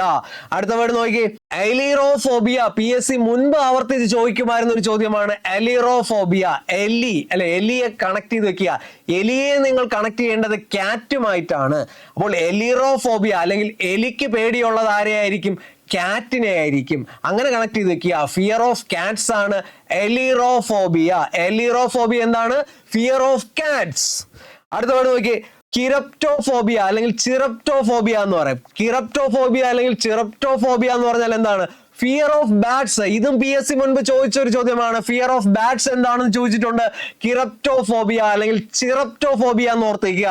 നിങ്ങൾ ഓർമ്മിക്കുക, ഇത് എങ്ങനെ കണക്ട് ചെയ്യാൻ പറ്റുമെന്ന് വെച്ചാൽ ബാറ്റ്സ് എന്ന് പറഞ്ഞാൽ നിങ്ങൾക്കറിയാം വലിയ ചിറകുള്ള ഒരു ബേർഡാണ്. അപ്പോൾ വലിയ ചിറകുള്ള ഒരു പക്ഷി. അപ്പോൾ ചിറപ്റ്റോഫോബിയ എന്ന് നിങ്ങൾ അങ്ങ് പഠിച്ചു വെക്കുക. അപ്പോൾ ചിറപ്റ്റോഫോബിയ അല്ലെങ്കിൽ കിറപ്റ്റോഫോബിയ എന്ന് പറഞ്ഞാൽ ഫിയർ ഓഫ് ബാറ്റ്സ് ആണെന്ന് കണക്ട് ചെയ്ത് പഠിച്ചു വെക്കുക. അപ്പൊ നമ്മൾ അവസാനം പറഞ്ഞ വാക്കുകൾ, ആസ്ട്രോഫോബിയ എന്താണ്? ഫിയർ ഓഫ് തണ്ടർ എന്ന് ഓർത്ത് വെക്കുക. അതിനുശേഷം നമ്മൾ പഠിച്ച വാക്ക് എന്താണ്? ട്രൈക്കോഫോബിയ, ഫിയർ ഓഫ് ഹെയർ ആണെന്ന് ഓർത്ത് വെക്കുക. അതിനുശേഷം നമ്മൾ പഠിച്ച വാക്ക് എന്തായിരുന്നു? എലിറോഫോബിയ. എലിറോഫോബിയ എന്ന് പറഞ്ഞാൽ എന്താണ്? Fear of Katz. ലാസ്റ്റ് നമ്മൾ ചിറപ്റ്റോഫോബിയ അല്ലെങ്കിൽ കിറപ്റ്റോഫോബിയ എന്ന് പഠിച്ചായിരുന്നു. ഫിയർ ഓഫ് ബാറ്റ്സ് ആണ് കിറപ്റ്റോഫോബിയ അല്ലെങ്കിൽ ചിറപ്റ്റോഫോബിയ എന്ന് പറഞ്ഞാൽ. അപ്പൊ ഇത്രയും ഫോബിയാസ് നിങ്ങൾ ഇതിനോടൊപ്പം പഠിച്ചു വെക്കുക. ഇതിനകത്തുള്ള എല്ലാ ചോദ്യങ്ങളും PSCയുടെ ചോദ്യമായിട്ടോ അല്ലെങ്കിൽ ഓപ്ഷനായിട്ടോ വന്നിട്ടുള്ള വാക്കുകൾ മാത്രമാണ് ഇന്നത്തെ ഈ ക്വസ്റ്റ്യനിൽ നമ്മൾ പഠിച്ചിരിക്കുന്നത്. ഓക്കെ, അപ്പൊ നമ്മൾ ഇത്രയും വാക്കുകൾ പഠിച്ചായിരുന്നു. ഇനി ആ ഏഴാമത്തെ ചോദ്യത്തിന്റെ ഉത്തരം ഏതാണെന്ന് നോക്കാം. നോക്കിയേ, ഫിയർ ഓഫ് അല്ലെങ്കിൽ എക്സ്ട്രീം ഫിയർ ഓഫ് ഡോഗ്സ് എന്നാണ് ചോദിച്ചിരിക്കുന്നത്. അപ്പൊ നമ്മൾ ആദ്യമേ പറഞ്ഞു സൈനോഫോബിയ ആണ് കൃത്യമായിട്ടുള്ള ഉത്തരം. അപ്പോൾ ഫൈനൽ ആൻസറിലേക്ക് വരുമ്പോൾ നമ്മൾ സെലക്ട് ചെയ്യേണ്ടത് ബി ഓപ്ഷൻ ആണ്. ഒന്നാമത്തെ സൈനോഫോബിയയുമായി റിലേറ്റ് ചെയ്ത് കൊടുത്തിരിക്കുന്നത്. അപ്പോൾ ബി ആണ് ഇതിന്റെ കൃത്യമായിട്ടുള്ള ഉത്തരം. അടുത്ത ചോദ്യത്തിലേക്ക് വരാം. He said that the horse had died in the night. Change into direct speech. നോക്കി, ഇവിടെ ഡയറക്റ്റ് സ്പീച്ചിലേക്ക് മാറ്റാനുള്ള ഒരു ചോദ്യമാണ് PSC തന്നിരിക്കുന്നത്. അപൂർവമായി മാത്രമേ PSC ഡയറക്റ്റ് സ്പീച്ചിലേക്ക് മാറ്റാൻ തരാറുള്ളൂ. അല്ലെങ്കിൽ എപ്പോഴും PSC തരുന്നത് ഡയറക്റ്റ് സ്പീച്ചിൽ നിന്നും ഇൻഡയറക്റ്റ് സ്പീച്ചിലേക്ക് മാറ്റാനാണ്. അപ്പോൾ നിങ്ങൾ എപ്പോഴും പഠിക്കുമ്പോൾ ഡയറക്റ്റിൽ നിന്നും ഇൻഡയറക്റ്റിലേക്ക് മാറ്റാൻ വേണ്ടി പഠിച്ചു വെച്ചാൽ മാത്രം മതി. നമുക്ക് ഏതൊരു ചോദ്യവും തിരിച്ചും എഴുതാൻ പറ്റും. ഇവിടെ നിങ്ങൾ ചെയ്യേണ്ടത് ഒറ്റ കാര്യമേ ഉള്ളൂ. നിങ്ങൾ ഡയറക്റ്റിൽ നിന്നും ഇൻഡയറക്റ്റിലേക്ക് മാറ്റുന്നത് എങ്ങനെയാണോ അതേ കാര്യം നിങ്ങൾ ഓരോ ഓപ്ഷൻ എടുത്ത് ചെയ്താൽ മതി. വേറെ കൺഫ്യൂഷൻ ഒന്നും വരേണ്ട കാര്യമില്ല. അപ്പോൾ നോക്കിയേ, തിരിച്ച് എഴുതാൻ ബുദ്ധിമുട്ടുള്ള ആൾക്കാർ ചെയ്യേണ്ടത് ഇതിനകത്തുള്ള ഓരോ ഓപ്ഷനായിട്ട് അനലൈസ് ചെയ്ത് നോക്കുക. ഒന്നാമത്തെ ഓപ്ഷനിലേക്ക് വരാം. നോക്കിയേ, he said the horse would die in the night. ഒന്നാമത്തെ ഓപ്ഷൻ വന്നിരിക്കുന്നത് the horse would die in the night എന്നാണ്. അപ്പോൾ ഇവിടെ തന്നിരിക്കുന്ന സെന്റൻസ് ഒരു അസേർട്ടീവ് സെന്റൻസ് ആണ്. അസേർട്ടീവ് സെന്റൻസ് എന്ന് പറഞ്ഞാൽ എന്താണ്? സ്റ്റേറ്റ്മെന്റ് രൂപത്തിൽ വരുന്ന സെന്റൻസ് ആണ്. അപ്പോൾ സ്റ്റേറ്റ്മെന്റ് രൂപത്തിൽ വരുന്ന സെന്റൻസുകളെ നമ്മൾ ഡയറക്റ്റിൽ നിന്നും ഇൻഡയറക്റ്റിലേക്ക് മാറ്റുമ്പോൾ എങ്ങനെ വരാം? നമ്മുടെ ചോദ്യത്തിലേക്ക് ഒന്നുകൂടെ മടങ്ങിയെത്തുക. ചോദ്യം വന്നിരിക്കുന്നത് എന്താണ്? He said that. അപ്പോൾ റിപ്പോർട്ട് ചെയ്യുമ്പോൾ സെഡ് എന്ന റിപ്പോർട്ടിംഗ് വെർബിന് ശേഷം ദാറ്റ് എന്ന് കൂടി ചേർക്കുക. അപ്പോൾ ഇവിടെ ഹി സെഡ് ദാറ്റ് എന്ന് തന്നിട്ടുണ്ട്. നോക്കിയേ, ദ ഹോഴ്സ് ഹാഡ് ഡൈഡ് എന്നാണ് നമ്മുടെ ചോദ്യത്തിൽ വന്നിരിക്കുന്നത്. ദ ഹോഴ്സ് ഹാഡ് ഡൈഡ് എന്നാണ്. എന്നാൽ നമ്മുടെ ആദ്യത്തെ ഓപ്ഷനിലേക്ക് വരിക. വുഡ് ഡൈ എന്നാണ് തന്നിരിക്കുന്നത്. വുഡ് ഡൈ എന്ന് ഡയറക്റ്റിൽ വരുന്ന സെന്റൻസിനെ നമ്മൾ ഇൻഡയറക്റ്റിലേക്ക് മാറ്റുമ്പോഴും വുഡിന് വേറെ ചേഞ്ച് ഒന്നും വരാതെ വുഡ് എന്ന ഓക്സിലറി വെർബ് ചേർത്ത് തന്നെ എഴുതുക. എന്നാൽ നമ്മുടെ ക്വസ്റ്റ്യനിൽ വുഡ് എന്നൊന്നും വന്നിട്ടില്ല. അപ്പോൾ നമ്മുടെ ആദ്യത്തെ ഓപ്ഷൻ തെറ്റാണ്. അപ്പോൾ നമ്മൾ the horse would die in the night എന്ന് പറഞ്ഞാൽ അവിടെ റിപ്പോർട്ട് ചെയ്യുമ്പോഴും the horse would die in the night എന്ന് തന്നെ എഴുതിയാൽ മതി. അപ്പോൾ ആദ്യത്തെ ഓപ്ഷൻ തെറ്റാണ്. നമ്മുടെ ചോദ്യത്തിൽ ദ ഹോഴ്സ് ഹാഡ് ഡൈഡ് എന്ന് വന്നിട്ടുണ്ട്. അപ്പോൾ നമുക്ക് രണ്ടാമത്തെ ഓപ്ഷനിലേക്ക് വരാം. നോക്കിയേ, he said the horse died in the night. അപ്പോൾ ഇവിടെ ഡൈഡ് എന്ന് തന്നിട്ടുണ്ട്. ഡൈഡ് എന്ന് പറഞ്ഞാൽ വെർബിന്റെ V2 ഫോം ആണ്. അപ്പോൾ ഇവിടെ V2 ഫോം എന്ന് പറഞ്ഞാൽ സിമ്പിൾ പാസ്റ്റിൽ വരുന്ന ഒരു സെന്റൻസ് ആണ്. എപ്പോഴും ഓർമ്മിക്കുക, ഡയറക്റ്റ് സ്പീച്ചിൽ നിന്നും ഇൻഡയറക്റ്റ് സ്പീച്ചിലേക്ക് മാറ്റുമ്പോൾ V2 അല്ലെങ്കിൽ സിമ്പിൾ പാസ്റ്റിൽ വരുന്ന വെർബ് എപ്പോഴും ഹാഡ് പ്ലസ് V3 എന്ന ഫോർമാറ്റിലേക്ക് മാറ്റുക. എപ്പോഴും ഹാഡ് പ്ലസ് V3 എന്ന ഫോർമാറ്റിലേക്ക് മാറ്റുക. V2 വരുന്ന വെർബിനെ നമ്മൾ എന്താക്കി മാറ്റുക? ഹാഡ് പ്ലസ് V3 എന്ന വെർബിലാക്കി മാറ്റുക. ഇനി നമ്മുടെ ക്വസ്റ്റ്യനിലേക്ക് വരിക. നോക്കിക്കേ, he said that the horse had died എന്ന് തന്നിട്ടുണ്ട്. Had died, had plus V3 എന്ന് അവിടെ ക്വസ്റ്റ്യനിൽ വന്നിട്ടുണ്ട്. അതായത് നമ്മുടെ ഇൻഡയറക്റ്റ് വരുന്ന സെന്റൻസിൽ he said that the horse had died എന്ന് തന്നിട്ടുണ്ട്. അപ്പോൾ ചോദ്യത്തിൽ അല്ലെങ്കിൽ ഡയറക്റ്റ് സ്പീച്ചിൽ ഡൈഡ് എന്ന് വന്നതിനെ ഇൻഡയറക്റ്റിലേക്ക് മാറ്റിയപ്പോൾ ഹാഡ് ഡൈഡ് എന്ന് മാറ്റിയിട്ടുണ്ട്. അപ്പോൾ കൃത്യമായിട്ട് വന്നിരിക്കുകയാണ് ഇവിടെ വെർബിന്റെ ഫോം. അപ്പൊ നോക്കിയേ, he said the horse died in the night എന്ന് ഡയറക്റ്റ് സ്പീച്ചിൽ വരുന്ന സെന്റൻസിനെ നമ്മൾ മാറ്റുമ്പോൾ he said that the horse had died in the night എന്ന് വരാം. അപ്പോൾ വളരെ കൃത്യമായിട്ട് വരുന്ന ഉത്തരം സെക്കൻഡ് ഓപ്ഷൻ ആണ്. അപ്പോൾ നമ്മുടെ ഫൈനൽ ആൻസറിലേക്ക് വരുമ്പോൾ സെക്കൻഡ് ഓപ്ഷൻ വരുന്നത് ഏതാണെന്ന് നോക്കാം. എ ഓപ്ഷനിലാണ് രണ്ടാമത്തത് കൊടുത്തിരിക്കുന്നത്. അപ്പോൾ ഇവിടെ ഫൈനൽ ഓപ്ഷൻ വരേണ്ടത് എ ഓപ്ഷൻ ആണ്. എ ഓപ്ഷനിലാണ് രണ്ടാമത്തെ ഓപ്ഷനെ കൃത്യമായിട്ട് കൊടുത്തിരിക്കുന്നത്. അപ്പോൾ ഫൈനൽ ആൻസർ എ ആയിരിക്കും. അടുത്ത ചോദ്യത്തിലേക്ക് വരാം. Choose the correct answer. Neither of the boys dash on time to catch the bus home. ഇതായിരുന്നു ഒന്നാമത്തെ ചോദ്യം. ഇതിൽ തന്നെ രണ്ടാമത് ഒരു ചോദ്യം കൂടെ കൊടുത്തിട്ടുണ്ട്. നോക്കിയേ, every one of them dash going home early. അപ്പോൾ രണ്ട് ചോദ്യങ്ങൾ കൃത്യമായിട്ട് ഉത്തരം എഴുതിയാൽ മാത്രമേ നമുക്ക് ആൻസറിലേക്ക് എത്താൻ പറ്റുള്ളൂ. അപ്പോൾ ഇവിടെ രണ്ട് ചോദ്യങ്ങൾ വന്നിരിക്കുന്നു. അപ്പൊ നോക്കിയേ, നെയ്തർ ഓഫ് ദ ബോയ്സ് കഴിഞ്ഞിട്ട് ഡാഷ് വന്നിരിക്കുന്നു, എവറി വൺ ഓഫ് ദം കഴിഞ്ഞ ശേഷവും ഡാഷ് വന്നിരിക്കുന്നു. അപ്പോൾ നമ്മളത് ആദ്യം മനസ്സിലാക്കേണ്ടത് ഏത് ടോപ്പിക്കുമായി റിലേറ്റ് ചെയ്ത് വരുന്ന ക്വസ്റ്റ്യൻ ആണ്. സബ്ജക്ട് വെർബ് എഗ്രിമെന്റ് എന്ന ടോപ്പിക്കുമായി റിലേറ്റ് ചെയ്ത് വരുന്ന ഒരു ചോദ്യമായിരുന്നു, അല്ലെങ്കിൽ കോൺകോഡ് എന്ന ടോപ്പിക്കുമായി റിലേറ്റ് ചെയ്ത് വരുന്ന ഒരു ചോദ്യമായിരുന്നു. സബ്ജക്ട് വെർബ് എഗ്രിമെന്റ് അഥവാ കോൺകോഡ് എന്ന് പറഞ്ഞാൽ എന്താണ്? സബ്ജക്റ്റും വെർബും തമ്മിലുള്ള എഗ്രിമെന്റ്, അവർ തമ്മിലുള്ള നിയമം അല്ലെങ്കിൽ ഉടമ്പടിയാണ് നമ്മൾ ഇവിടെ കണ്ടുപിടിക്കേണ്ടത്. അപ്പോൾ ഈ സബ്ജക്ട് വെർബ് എഗ്രിമെന്റുമായി റിലേറ്റ് ചെയ്ത് വരുന്ന എന്തോ ഒരു റൂൾ ഇതിനകത്ത് വന്നിട്ടുണ്ട്. നോക്കിയേ, ഓപ്ഷൻസിനകത്ത് വാസ് വേറെം തന്നിട്ടുണ്ട്, വേറെ വാസം തന്നിട്ടുണ്ട്, വാസ് വാസം തന്നിട്ടുണ്ട്, വേറെ വേറെം തന്നിട്ടുണ്ട്. ഞാനിവിടെ കൊടുത്തിരിക്കുന്ന കുറച്ച് വാക്കുകൾ നിങ്ങളൊന്ന് ശ്രദ്ധിക്കുക. Neither of, either of, each of, each one of, every one of, one of, one among. ഏതൊക്കെയാണ്? Neither of, either of, each of, each one of, every one of അല്ലെങ്കിൽ ഒൺ ഓഫ്, ഒൺ എമങ്. ഈ വാക്കുകൾ കണ്ടു കഴിഞ്ഞാൽ ഇതിന് ശേഷം നിങ്ങൾ പാലിക്കേണ്ട നിയമം എന്താണ്? പ്ലൂറൽ സബ്ജക്ട് പ്ലസ് സിംഗുലർ വെർബാണ്. എന്താണ്? പ്ലൂറൽ സബ്ജക്ട് പ്ലസ് സിംഗുലർ വെർബാണ് നിങ്ങൾ ഉപയോഗിക്കേണ്ടത്. അതായത് ഒൺ ഓഫ് എന്നോ നെയ്തർ ഓഫ് എന്നോ എയ്തർ ഓഫ് എന്നോ വരുന്ന വാക്കുകൾക്ക് ശേഷം വരുന്ന സബ്ജക്ട് എപ്പോഴും പ്ലൂറൽ ഫോമിലായിരിക്കും. വളരെ ഇമ്പോർട്ടന്റ് ആണ്. PSC വളരെ ആവർത്തിച്ച് ചോദിക്കാറുള്ള ഒരു വാക്കാണ് one of. PSC one of എന്ന വാക്ക് സ്ഥിരമായിട്ട് ചോദിക്കാറുണ്ട്. അപ്പോൾ ഒൺ ഓഫ് എന്നോ എവരി വൺ ഓഫ് എന്നോ ഈച്ച് ഓഫ് എന്നോ എയ്തർ ഓഫ് എന്നോ നെയ്തർ ഓഫ് എന്നോ തരികയാണെങ്കിൽ ഓർമ്മിക്കുക, ഇതിന് ശേഷം വരുന്ന സബ്ജക്ട് എപ്പോഴും അല്ലെങ്കിൽ ആ ഒരു നൗൺ എപ്പോഴും പ്ലൂറൽ ഫോമിലായിരിക്കും. എന്നാൽ അതിനുശേഷം വരുന്ന വെർബ് ഇതിന്റെ നേരെ ഓപ്പോസിറ്റ് ആയിരിക്കും സംഭവിക്കേണ്ടത്. ഓപ്പോസിറ്റ് എന്ന് പറയുമ്പോൾ സിംഗുലർ ഫോമിലായിരിക്കണം വരേണ്ടത്. Plural subject plus singular form ആണ് ഈ വാക്കുകൾ കണ്ടു കഴിഞ്ഞാൽ നിങ്ങൾ ഓർമ്മിക്കേണ്ടത്. അപ്പോൾ ഒൺ ഓഫ് എന്നോ ഈച്ച് ഓഫ് എന്നോ നെയ്തർ ഓഫ് എന്നോ നെയ്തർ ഓഫ് എന്നോ ഒൺ എമങ് എന്നോ കണ്ടു കഴിഞ്ഞാൽ നിങ്ങൾ ഓർമ്മിക്കുക, പ്ലൂറൽ സബ്ജക്ട് പ്ലസ് സിംഗുലർ വെർബാണ് നമ്മൾ ഉപയോഗിക്കേണ്ടത്. ഇനി നമ്മുടെ ചോദ്യത്തിലേക്ക് വരാം. നോക്കിക്കേ, ആദ്യത്തെ ക്വസ്റ്റ്യനിൽ neither of the boys, neither of എന്ന് തന്നിട്ടുണ്ട്, അതിനുശേഷം ബോയ്സ് എന്ന് തന്നിട്ടുണ്ട്. പ്ലൂറൽ സബ്ജക്റ്റ് ആണ് ബോയ്സ്. ഇനി ഇതിന് ശേഷം വരേണ്ട വെർബ് എന്ത് ഫോമിലായിരിക്കണം? സിംഗുലർ ഫോമിലായിരിക്കണം. അപ്പോൾ ഒന്നാമത്തെ ഓപ്ഷനിൽ വരേണ്ട വെർബ് സിംഗുലർ ഫോമിലായിരിക്കണം. അടുത്ത ചോദ്യം നോക്കി, എവരി വൺ ഓഫ് ദം. നമ്മൾ പറഞ്ഞു എവരി വൺ ഓഫ് എന്ന് വന്നാലും അതിനുശേഷം വരുന്ന സബ്ജക്റ്റും പ്ലൂറൽ ഫോമിലായിരിക്കും. ദം എന്ന് തന്നിട്ടുണ്ട്, ദം എന്ന് പറഞ്ഞാൽ പ്ലൂറൽ ഫോമിലാണ്, അല്ലെ, അവരെ സൂചിപ്പിക്കുന്ന വാക്കാണ്. ഇനി ഇതിന് ശേഷം വരേണ്ട സബ്ജക്റ്റ് സിംഗുലർ ഫോമിലായിരിക്കണം. അപ്പോൾ നമ്മുടെ രണ്ട് ചോദ്യത്തിലും സിംഗുലർ ആയിട്ട് വരുന്ന ഓപ്ഷൻ ആണ് എടുക്കേണ്ടത്. ഇനി നമ്മുടെ ഓപ്ഷൻസിലേക്ക് വരാം. നോക്കിക്കേ, ആദ്യത്തെ ഓപ്ഷനിൽ വാസ് എന്ന് തന്നിട്ടുണ്ട്, സിംഗുലർ ആണ്. എന്നാൽ വേറെന്ന് പറഞ്ഞാൽ വാസിന്റെ പ്ലൂറൽ ഫോം ആണ്. അപ്പോൾ ആദ്യത്തത് സിംഗുലറും രണ്ടാമത്തത് പ്ലൂറലുമാണ് തന്നിരിക്കുന്നത്. അപ്പോൾ ആ ഓപ്ഷൻ എടുക്കാൻ പറ്റൂല, തെറ്റാണ്. എന്നാൽ രണ്ടാമത്തെ ഓപ്ഷൻ നോക്കിയേ, വേറെന്ന് തന്നിരിക്കുന്നത് പ്ലൂറൽ ഫോമിലാണ്, എന്നാൽ വാസ് എന്ന് തന്നിരിക്കുന്നത് സിംഗുലർ ഫോമിലാണ്. പക്ഷെ അവിടെയും ആദ്യത്തത് പ്ലൂറലും രണ്ടാമത്തത് സിംഗുലറുമാണ്. അപ്പോൾ ആ ഓപ്ഷൻ നമുക്ക് എടുക്കാൻ പറ്റൂല. ഇനി മൂന്നാമത്തെ ഓപ്ഷൻ നോക്കിയേ, ആദ്യത്തതും വാസ് രണ്ടാമത്തതും വാസ് തന്നിട്ടുണ്ട്. അതായത് ആദ്യത്തെ ഓപ്ഷനും രണ്ടാമത്തെ ഓപ്ഷനും സിംഗുലർ ആയിട്ട് തന്നിട്ടുണ്ട്. എന്നാൽ നാലാമത്തെ ഓപ്ഷൻ നോക്കിയേ, വേറെ വേറെ എന്നാണ് തന്നിരിക്കുന്നത്. വേറെ വേറെ തന്നു കഴിഞ്ഞാൽ രണ്ടും പ്ലൂറൽ ഫോമിലാണ്. അപ്പോൾ രണ്ടും പ്ലൂറൽ ഫോമിലല്ല നമുക്ക് വരേണ്ട ഉത്തരം, രണ്ടും സിംഗുലർ ഫോമിലാണ്. അപ്പോൾ സി ഓപ്ഷനിൽ കൃത്യമായിട്ട് വാസ് വാസ് എന്ന് തന്നിട്ടുണ്ട്.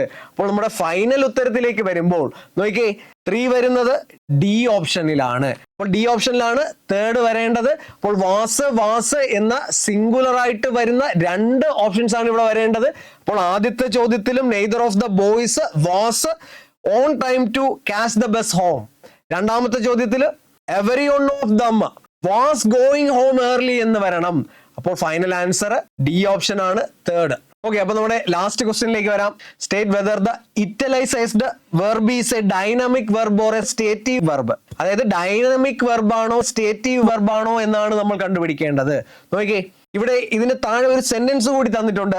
Dynamic and stative verbs seem very confusing to some people. Actually ഇവിടെ ഇറ്റലൈസ് ചെയ്യേണ്ട വേർഡ് സീം എന്നായിരുന്നു. അപ്പോൾ ഓർത്ത് വയ്ക്കുക, സീം എന്ന വേർഡിനെയാണ് ഇവിടെ PSC ചോദിച്ചിരിക്കുന്നത്. അപ്പോൾ dynamic and stative verbs seem very confusing to some people. അപ്പോൾ ഇതാണ് നമ്മുടെ സെന്റൻസ്. അപ്പോൾ PSC ചോദിച്ചിരിക്കുന്നത് ഇവിടെ സീം എന്ന വേർഡ് ഡൈനാമിക് ആണോ അല്ലെങ്കിൽ സ്റ്റേറ്റീവ് ആണോ എന്നാണ് PSC ചോദിച്ചിരിക്കുന്നത്. ഓപ്ഷൻസിലേക്ക് വരാൻ നോക്കി. ഒന്നാമത്തെ ഓപ്ഷൻ സ്റ്റേറ്റീവ് എന്ന് തന്നിട്ടുണ്ട്, രണ്ടാമത്തെ ഓപ്ഷൻ ഡൈനാമിക് എന്ന് തന്നിട്ടുണ്ട്, മൂന്നാമത്തെ option both dynamic and stative എന്ന് തന്നിട്ടുണ്ട്, നാലാമത് നൺ ഓഫ് ദീസ് എന്ന് തന്നിട്ടുണ്ട്. അപ്പോൾ നമ്മൾ ആദ്യം മനസ്സിലാക്കേണ്ടത് എന്താണ് ഡൈനാമിക് എന്നും അല്ലെങ്കിൽ എന്താണ് സ്റ്റേറ്റീവ് വെർബ്സും എന്നാണ്. നോക്കിയേ, ഡൈനാമിക് വെർബ്സ് എന്താണെന്ന് നോക്കിയേ. These are action verbs that describes an action or process. എന്താണ്? These are action verbs that describes an action or process. ഇതൊരു ആക്ഷൻ വെർബാണ്, അല്ലെങ്കിൽ പ്രവൃത്തിയെ സൂചിപ്പിക്കുന്ന ഒരു വാക്കാണ്. അതായത് ഒരു ആക്ഷനെയോ അല്ലെങ്കിൽ നടക്കുന്ന ഒരു പ്രോസസ്സിനെയോ സൂചിപ്പിക്കുന്ന വാക്കിനെയാണ് നമ്മൾ ഡൈനാമിക് വെർബ് എന്ന് പറയുന്നത്. Okay, it can be used in continuous form. നമുക്ക് ഒരു ഡൈനാമിക് വെർബിനെ കണ്ടിന്യൂസ് ഫോമിൽ ഉപയോഗിക്കാൻ പറ്റും. അപ്പോൾ it can be used in continuous form. അപ്പൊ എന്താണ് ഡൈനാമിക് വെർബ് എന്ന് ചോദിച്ചാൽ നമുക്ക് പറയാം, ഒരു ആക്ഷനെ സൂചിപ്പിക്കുന്ന അല്ലെങ്കിൽ ഒരാൾ ചെയ്യുന്ന പ്രവൃത്തിയെ സൂചിപ്പിക്കുന്ന വാക്കുകൾ, അല്ലെങ്കിൽ അയാൾ ചെയ്യുന്ന പ്രോസസ്സിനെ സൂചിപ്പിക്കുന്ന ആക്ഷൻ വേർഡ്സിനെയാണ് നമ്മൾ ഡൈനാമിക് വെർബ്സ് എന്ന് പറയുന്നത്. അപ്പൊ ഇത് കണ്ടിന്യൂസ് ഫോമിൽ ഉപയോഗിക്കാൻ പറ്റുന്ന വാക്കുകളായിരിക്കും. നോക്കിയേ, കുറച്ച് എക്സാമ്പിൾസ് കൊടുത്തിട്ടുണ്ട്. Arun is cleaning the room. Cleaning എന്ന് പറഞ്ഞാൽ അവിടെ ഒരു പ്രവൃത്തിയാണ്, പ്രവൃത്തിയെ സൂചിപ്പിക്കുന്ന വാക്കാണ്. ക്ലീൻ ചെയ്തുകൊണ്ടിരിക്കുന്നു. അടുത്ത ക്വസ്റ്റ്യൻ നോക്കിയേ, she has been studying for 2 hours. Studying, പഠിച്ചുകൊണ്ടിരിക്കുന്നു. അപ്പോൾ അവിടെയും ഒരു പ്രവൃത്തിയെ സൂചിപ്പിക്കുന്ന വാക്കാണ്. അടുത്ത ക്വസ്റ്റ്യൻ നോക്കിയേ, ദേ ആർ ക്ലൈംബിങ്. ക്ലൈംബിങ് എന്ന് പറയുന്നത് എന്താണ്? ഒരു വെർബാണ്. ഒരാൾ ചെയ്തുകൊണ്ട് അല്ലെങ്കിൽ അവർ ചെയ്തുകൊണ്ടിരിക്കുന്ന പ്രവൃത്തിയെ സൂചിപ്പിക്കുന്ന വാക്കുകളാണ്. അപ്പോൾ ഈ വെർബുകളെ നമുക്ക് ING ഫോം അല്ലെങ്കിൽ കണ്ടിന്യൂസ് ഫോമിൽ ഉപയോഗിക്കാവുന്ന വാക്കുകളാണ്. ഇനി ഡൈനാമിക് വെർബ്സിന്റെ കുറച്ച് എക്സാമ്പിൾസ് കൂടെ കൊടുത്തിട്ടുണ്ട്. നോക്കിയേ, run, drink, eat, play, ride, drive, work, study, speak, dance, sleep, fly, wash, brush, cook, bake, write, jump, etcetera. അപ്പൊ നോക്കിയേ, ഇതെല്ലാം ഒരാൾ ചെയ്തുകൊണ്ടിരിക്കുന്നു എന്ന് കാണിക്കാൻ പറ്റുന്ന വെർബുകളാണ്, അല്ലെങ്കിൽ ഒരു ആക്ഷൻ വേർഡ്സിനെ ഡിനോട്ട് ചെയ്യുന്ന വാക്കുകളാണ്. ഇതെല്ലാം ഡൈനാമിക് വെർബ്സിന്റെ എക്സാമ്പിൾ ആണ്. ഇനി എന്താണ് സ്റ്റേറ്റീവ് വെർബ് എന്ന് നോക്കാം. These are verbs that describes A state or condition, emotions, opinions, sense, etcetera. നോക്കിയേ, ഇതൊരു അവസ്ഥ, സ്റ്റേറ്റ് അല്ലെങ്കിൽ കണ്ടീഷൻ, ഒരു അവസ്ഥയെ അല്ലെങ്കിൽ ഒരു സാഹചര്യത്തെ സൂചിപ്പിക്കുന്ന വാക്കുകളായിരിക്കും. ഒരു സ്റ്റേറ്റ് അല്ലെങ്കിൽ ഒരു അവസ്ഥയായിരിക്കാം, അല്ലെങ്കിൽ ഒരു ഫീലിംഗ്, അല്ലെങ്കിൽ ഒരു ഇമോഷൻ ആകാം, അല്ലെങ്കിൽ ഒരു സെൻസിനെ സൂചിപ്പിക്കുന്ന വാക്കുകളായിരിക്കാം. അപ്പൊ ഇത്തരം വാക്കുകളെയാണ് നമ്മൾ സ്റ്റേറ്റീവ് വെർബ് എന്ന് പറയുന്നത്. It cannot be used in continuous form. ഈ വാക്കുകൾ നമ്മൾ കണ്ടിന്യൂസ് ഫോമിൽ ഉപയോഗിക്കാൻ പാടില്ല. അപ്പോൾ സ്റ്റേറ്റീവ് വെർബ്സ് നമ്മൾ കണ്ടിന്യൂസ് ഫോമിൽ ഉപയോഗിക്കാൻ പാടില്ലാത്ത വെർബാണ്. എന്നാൽ ഡൈനാമിക് വെർബ് ആണെങ്കിൽ നമുക്ക് കണ്ടിന്യൂസ് ഫോമിലോ മറ്റു ഫോമിലോ ഉപയോഗിക്കാം. എന്നാൽ സ്റ്റേറ്റീവ് വെർബ് ആണെങ്കിൽ കണ്ടിന്യൂസ് ഫോമിൽ ഉപയോഗിക്കാൻ പാടില്ല. അപ്പോൾ എന്താണ് സ്റ്റേറ്റീവ് വെർബ്? ആ വാക്കിൽ തന്നെ ഉണ്ട് സ്റ്റേറ്റീവ്, സ്റ്റേറ്റ് അല്ലെ, ഒരു അവസ്ഥയെ സൂചിപ്പിക്കുന്ന വാക്ക്, അല്ലെങ്കിൽ ഒരു ഇമോഷനെ സൂചിപ്പിക്കുന്ന, ഒരു സെൻസിനെ സൂചിപ്പിക്കുന്ന വാക്കുകൾ, അല്ലെങ്കിൽ ഒരു ഒപ്പീനിയൻ സൂചിപ്പിക്കുന്ന വാക്കുകൾ. ഇത്തരം വാക്കുകളെയാണ് നമ്മൾ സ്റ്റേറ്റീവ് വെർബ് എന്ന് പറയുന്നത്. നമുക്ക് കൂടുതൽ എക്സാമ്പിൾസിലേക്ക് വരാം. നോക്കിയേ, ഐ ലവ് മൈ ബ്രദർ. ഇവിടെ ലവ് എന്ന വേർഡാണ് പറഞ്ഞിരിക്കുന്നത് അല്ലെ. ലവ് എന്ന് പറയുമ്പോൾ ഒരു ഇമോഷൻ ആണ്. അപ്പോൾ അവിടെ ഒരു പ്രവൃത്തി ചെയ്തുകൊണ്ടിരിക്കുന്നു എന്നല്ല പറയുന്നത് അല്ലെ, എന്നാൽ അതൊരു വെർബുമാണ്. അപ്പോൾ ഇങ്ങനെയുള്ള വെർബിനെയാണ് നമ്മൾ സ്റ്റേറ്റീവ് വെർബ് എന്ന് പറയുന്നത്. അപ്പൊ I am loving my brother എന്ന് പറഞ്ഞാൽ അവിടെ തെറ്റാണ്, കാരണം കണ്ടിന്യൂസ് ഫോമിൽ നമ്മൾ ഈ വാക്ക് ഉപയോഗിക്കാൻ പാടില്ല. അപ്പോൾ ലവ് എന്ന വേർഡ് സ്റ്റേറ്റീവ് വെർബ് ആയതുകൊണ്ട് നമ്മൾ കണ്ടിന്യൂസ് ഫോമിൽ ഉപയോഗിക്കാൻ പാടില്ല. അടുത്ത ക്വസ്റ്റ്യൻ നോക്കി, she doesn't remember me. Remember എന്ന് പറഞ്ഞാൽ ഒരു സ്റ്റേറ്റ്, അവസ്ഥയാണ്, അവിടെ ഒരു പ്രവൃത്തിയല്ല. അപ്പോൾ റിമെമ്പർ എന്ന വേർഡും സ്റ്റേറ്റീവ് വെർബാണ്. അടുത്ത ക്വസ്റ്റ്യൻ നോക്കി, I hate tea, I prefer coffee. അവിടെ ഹേറ്റ് എന്നും പ്രിഫർ എന്നും 2 വാക്കുകൾ തന്നിട്ടുണ്ട്. ഈ 2 വേർഡ്സും സ്റ്റേറ്റീവ് ആണ്. നോക്കിയേ, ഹേറ്റ് എന്ന് പറഞ്ഞാലും പ്രിഫർ എന്ന് പറഞ്ഞാലും നമുക്ക് എന്താണ്, ഒരു ആക്ഷൻ ആയിട്ട് പറയാൻ പറ്റുന്ന വാക്കുകളല്ല. അപ്പോൾ ഹേറ്റ് അല്ലെങ്കിൽ പ്രിഫർ എന്ന് പറയുന്നത് ഒരു അവസ്ഥ അല്ലെങ്കിൽ ഒരു കണ്ടീഷനാണ്.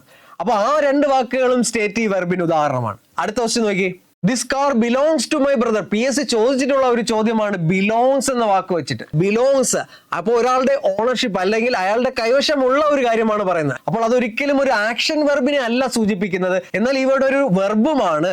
അപ്പോൾ ഇത്തരം വെർബ് ആയതുകൊണ്ട് നമുക്ക് അതിനെ സ്റ്റേറ്റീവ് വെർബ് ആണെന്ന് പറയാം.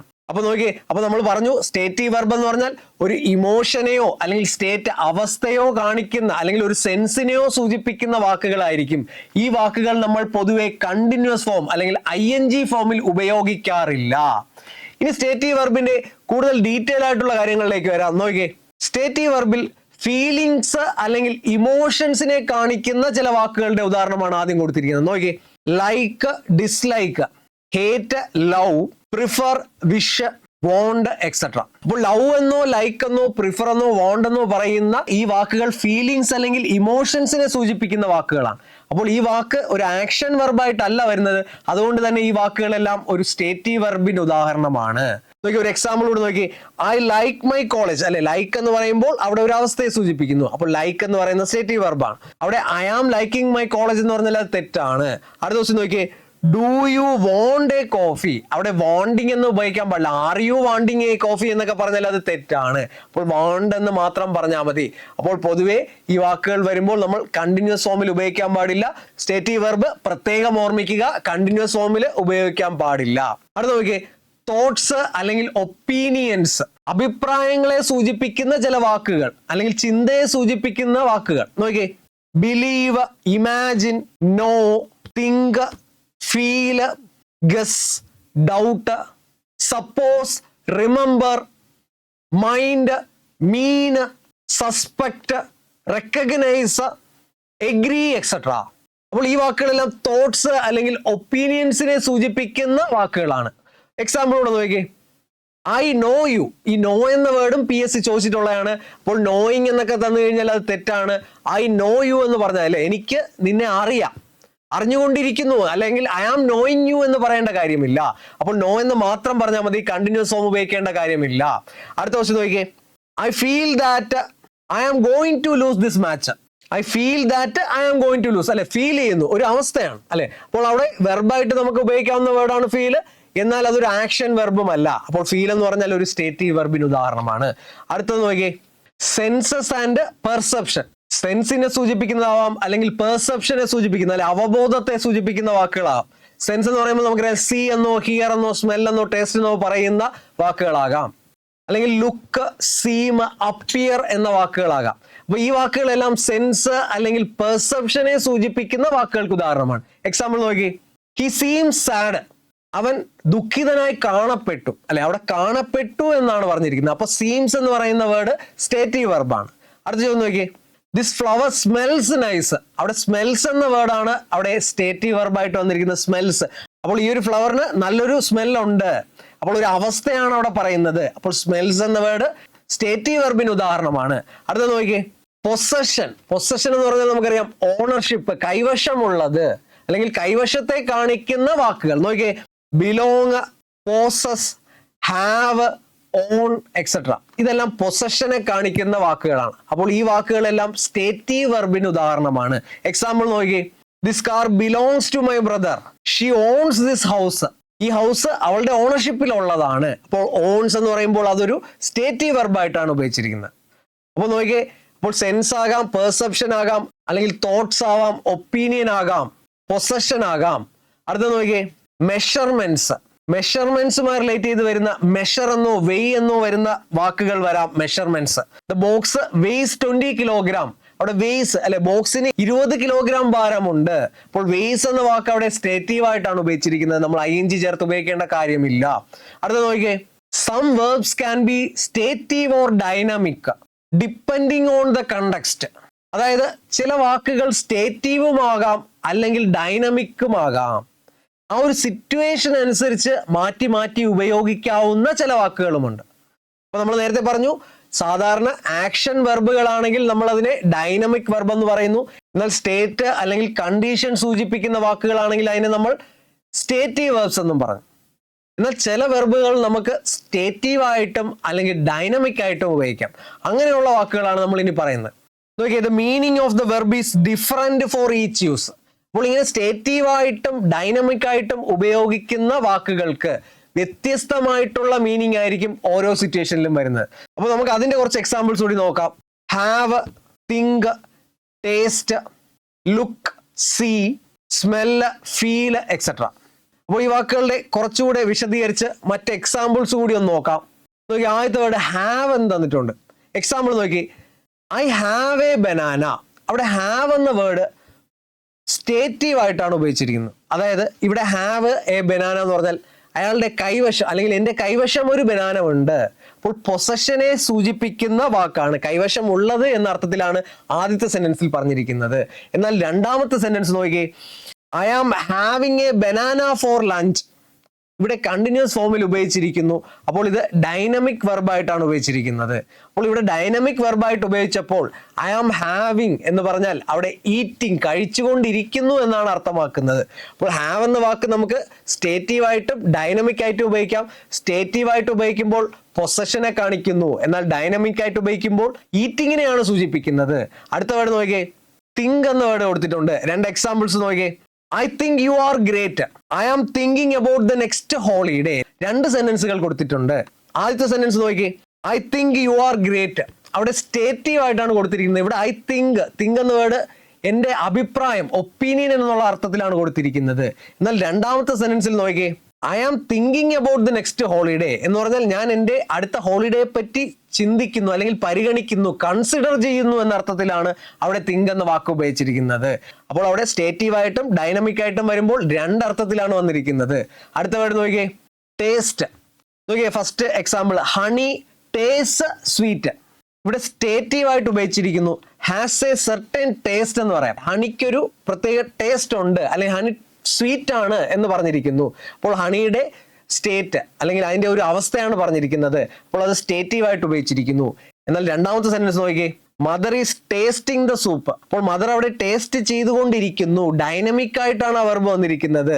അതായത് ടേസ്റ്റിംഗ് എന്ന് പറയുമ്പോൾ അവിടെ എന്താണ്, ആക്ഷൻ ഓഫ് ടേസ്റ്റിംഗ്, ടേസ്റ്റ് ചെയ്യുന്ന പ്രവൃത്തിയാണ് അവിടെ പറഞ്ഞിരിക്കുന്നത്. അപ്പോൾ അവിടെ രണ്ടാമത്തെ സെന്റൻസിൽ ഡൈനമിക് ആയിട്ട് വന്നപ്പോൾ ടേസ്റ്റ് ചെയ്യുന്നു എന്ന അർത്ഥത്തിൽ അല്ലെങ്കിൽ പ്രവൃത്തിയായിട്ട് പറഞ്ഞിരിക്കുന്നു, അത് ഡൈനമിക് ആയിട്ട് ഉപയോഗിച്ചു. അടുത്ത വേർഡ് നോക്കിയേ, ലുക്ക് എന്ന വേർഡ് പറഞ്ഞിട്ടുണ്ട്. നോക്കിയേ, യുവർ കാറ്റ് ലുക്സ് ക്യൂട്ട് എന്ന് തന്നിട്ടുണ്ട്.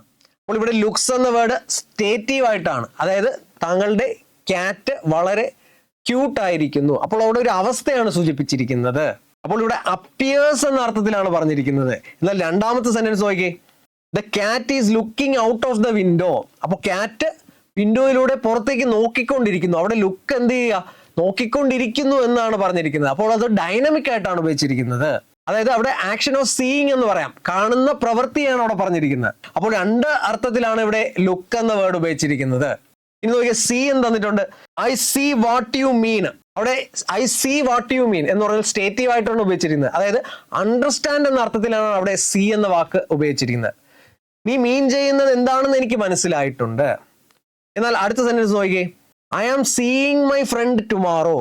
ഞാൻ നാളെ എൻ്റെ ഫ്രണ്ടിനെ മീറ്റ് ചെയ്യുന്നുണ്ട്. സീയിങ് അവിടെ ഡൈനമിക് ആയിട്ട് വന്നപ്പോൾ മീറ്റ് എന്ന അർത്ഥത്തിലാണ് പറഞ്ഞിരിക്കുന്നത്. അടുത്ത വേർഡ് നോക്കിയേ, smell. This food smells bad. അതായത് ഈ ഫുഡിന് മോശം ഒരു സ്മെല്ലുണ്ട്. അപ്പോൾ അവിടെ സ്മെൽസ് എന്ന് പറയുന്നത് സ്റ്റേറ്റീവ് ആയിട്ടാണ് ഉപയോഗിച്ചിരുന്നത്. ഒരു പ്രത്യേക സ്മെൽ ഉണ്ട്, ഒരു അവസ്ഥയാണ് പറഞ്ഞിരിക്കുന്നത്. എന്നാൽ രണ്ടാമത്തെ സെന്റൻസ് നോക്കിയേ, ഹീ സ്മെല്ലിംഗ് ദ ഫുഡ്. അയാൾ സ്മെല്ല് ചെയ്തുകൊണ്ടിരിക്കുന്നു. അവിടെ ഒരു ആക്ഷൻ അല്ലെങ്കിൽ ഒരു പ്രവൃത്തിയായിട്ടാണ് വന്നിരിക്കുന്നത്. അപ്പോൾ അവിടെ ആക്ഷൻ ഓഫ് സ്മെല്ലിങ് അല്ലെങ്കിൽ അയാൾ ചെയ്തുകൊണ്ടിരിക്കുന്ന പ്രവൃത്തിയായിട്ടാണ് സ്മെല്ലിനെ പറഞ്ഞിരിക്കുന്നത്. അതുകൊണ്ട് അതൊരു ഡൈനമിക് വെർബായിട്ടാണ് ഉപയോഗിച്ചിരിക്കുന്നത്. അടുത്ത നോക്കിയേ, feel. I feel that he's A brilliant student. ഇവിടെ ഫീൽ എന്ന വാക്ക് ഉപയോഗിച്ചിരിക്കുന്നത് സ്റ്റേറ്റീവ് ആയിട്ടാണ്. അതായത് ഇവിടെ ഫീൽ ചെയ്യുന്നു എന്ന് പറഞ്ഞാൽ എൻ്റെ അഭിപ്രായത്തിൽ അയാൾ ബ്രില്യൻ്റ് ആയിട്ടുള്ള ഒരു സ്റ്റുഡൻ്റ് ആണ്. അപ്പോൾ ഫീല് ഒപ്പീനിയൻ എന്ന അർത്ഥത്തിലാണ് സ്റ്റേറ്റീവ് ആയിട്ട് ഉപയോഗിച്ചിരിക്കുന്നത്. എന്നാൽ രണ്ടാമത്തെ സെന്റൻസിൽ നോക്കിയേ, I am feeling better today. എനിക്ക് വളരെ ബെറ്റർ ആയിട്ട് തോന്നുന്നുണ്ട്. അവിടെ ഫീൽ ചെയ്തുകൊണ്ടിരിക്കുന്നു, ഒരു പ്രവൃത്തി, ഒരു ആക്ഷൻ വെർബായിട്ടാണ് ഫീലിംഗ് എന്ന് പറഞ്ഞിരിക്കുന്നത്. അപ്പോൾ ഡൈനമിക് ആയിട്ടാണ് ഫീലിംഗ് എന്ന് പറഞ്ഞിരിക്കുന്നത്. അപ്പോൾ രണ്ടാമത്തെ സെന്റൻസിനകത്ത് ഡൈനമിക് ആയിട്ടാണ് ഫീലിംഗ് എന്ന വാക്ക് ഉപയോഗിച്ചിരിക്കുന്നത്. അപ്പോൾ നോക്കിയേ, ഇനി നമ്മുടെ ചോദ്യത്തിലേക്ക് വരാം. ചോദ്യത്തിൽ വന്നിരിക്കുന്ന സെന്റൻസിൽ സീം എന്ന വേർഡ് തന്നിട്ടുണ്ട്. അപ്പോൾ സീം എന്ന് പറഞ്ഞിരിക്കുന്ന വേർഡ് കണ്ടിന്യൂസ് ആയിട്ട് അല്ല ഉപയോഗിച്ചിരിക്കുന്നത്, അല്ലെങ്കിൽ ഒരു പ്രവൃത്തി ചെയ്തുകൊണ്ടിരിക്കുന്നു എന്നായിട്ടല്ല പറഞ്ഞിരിക്കുന്നത്.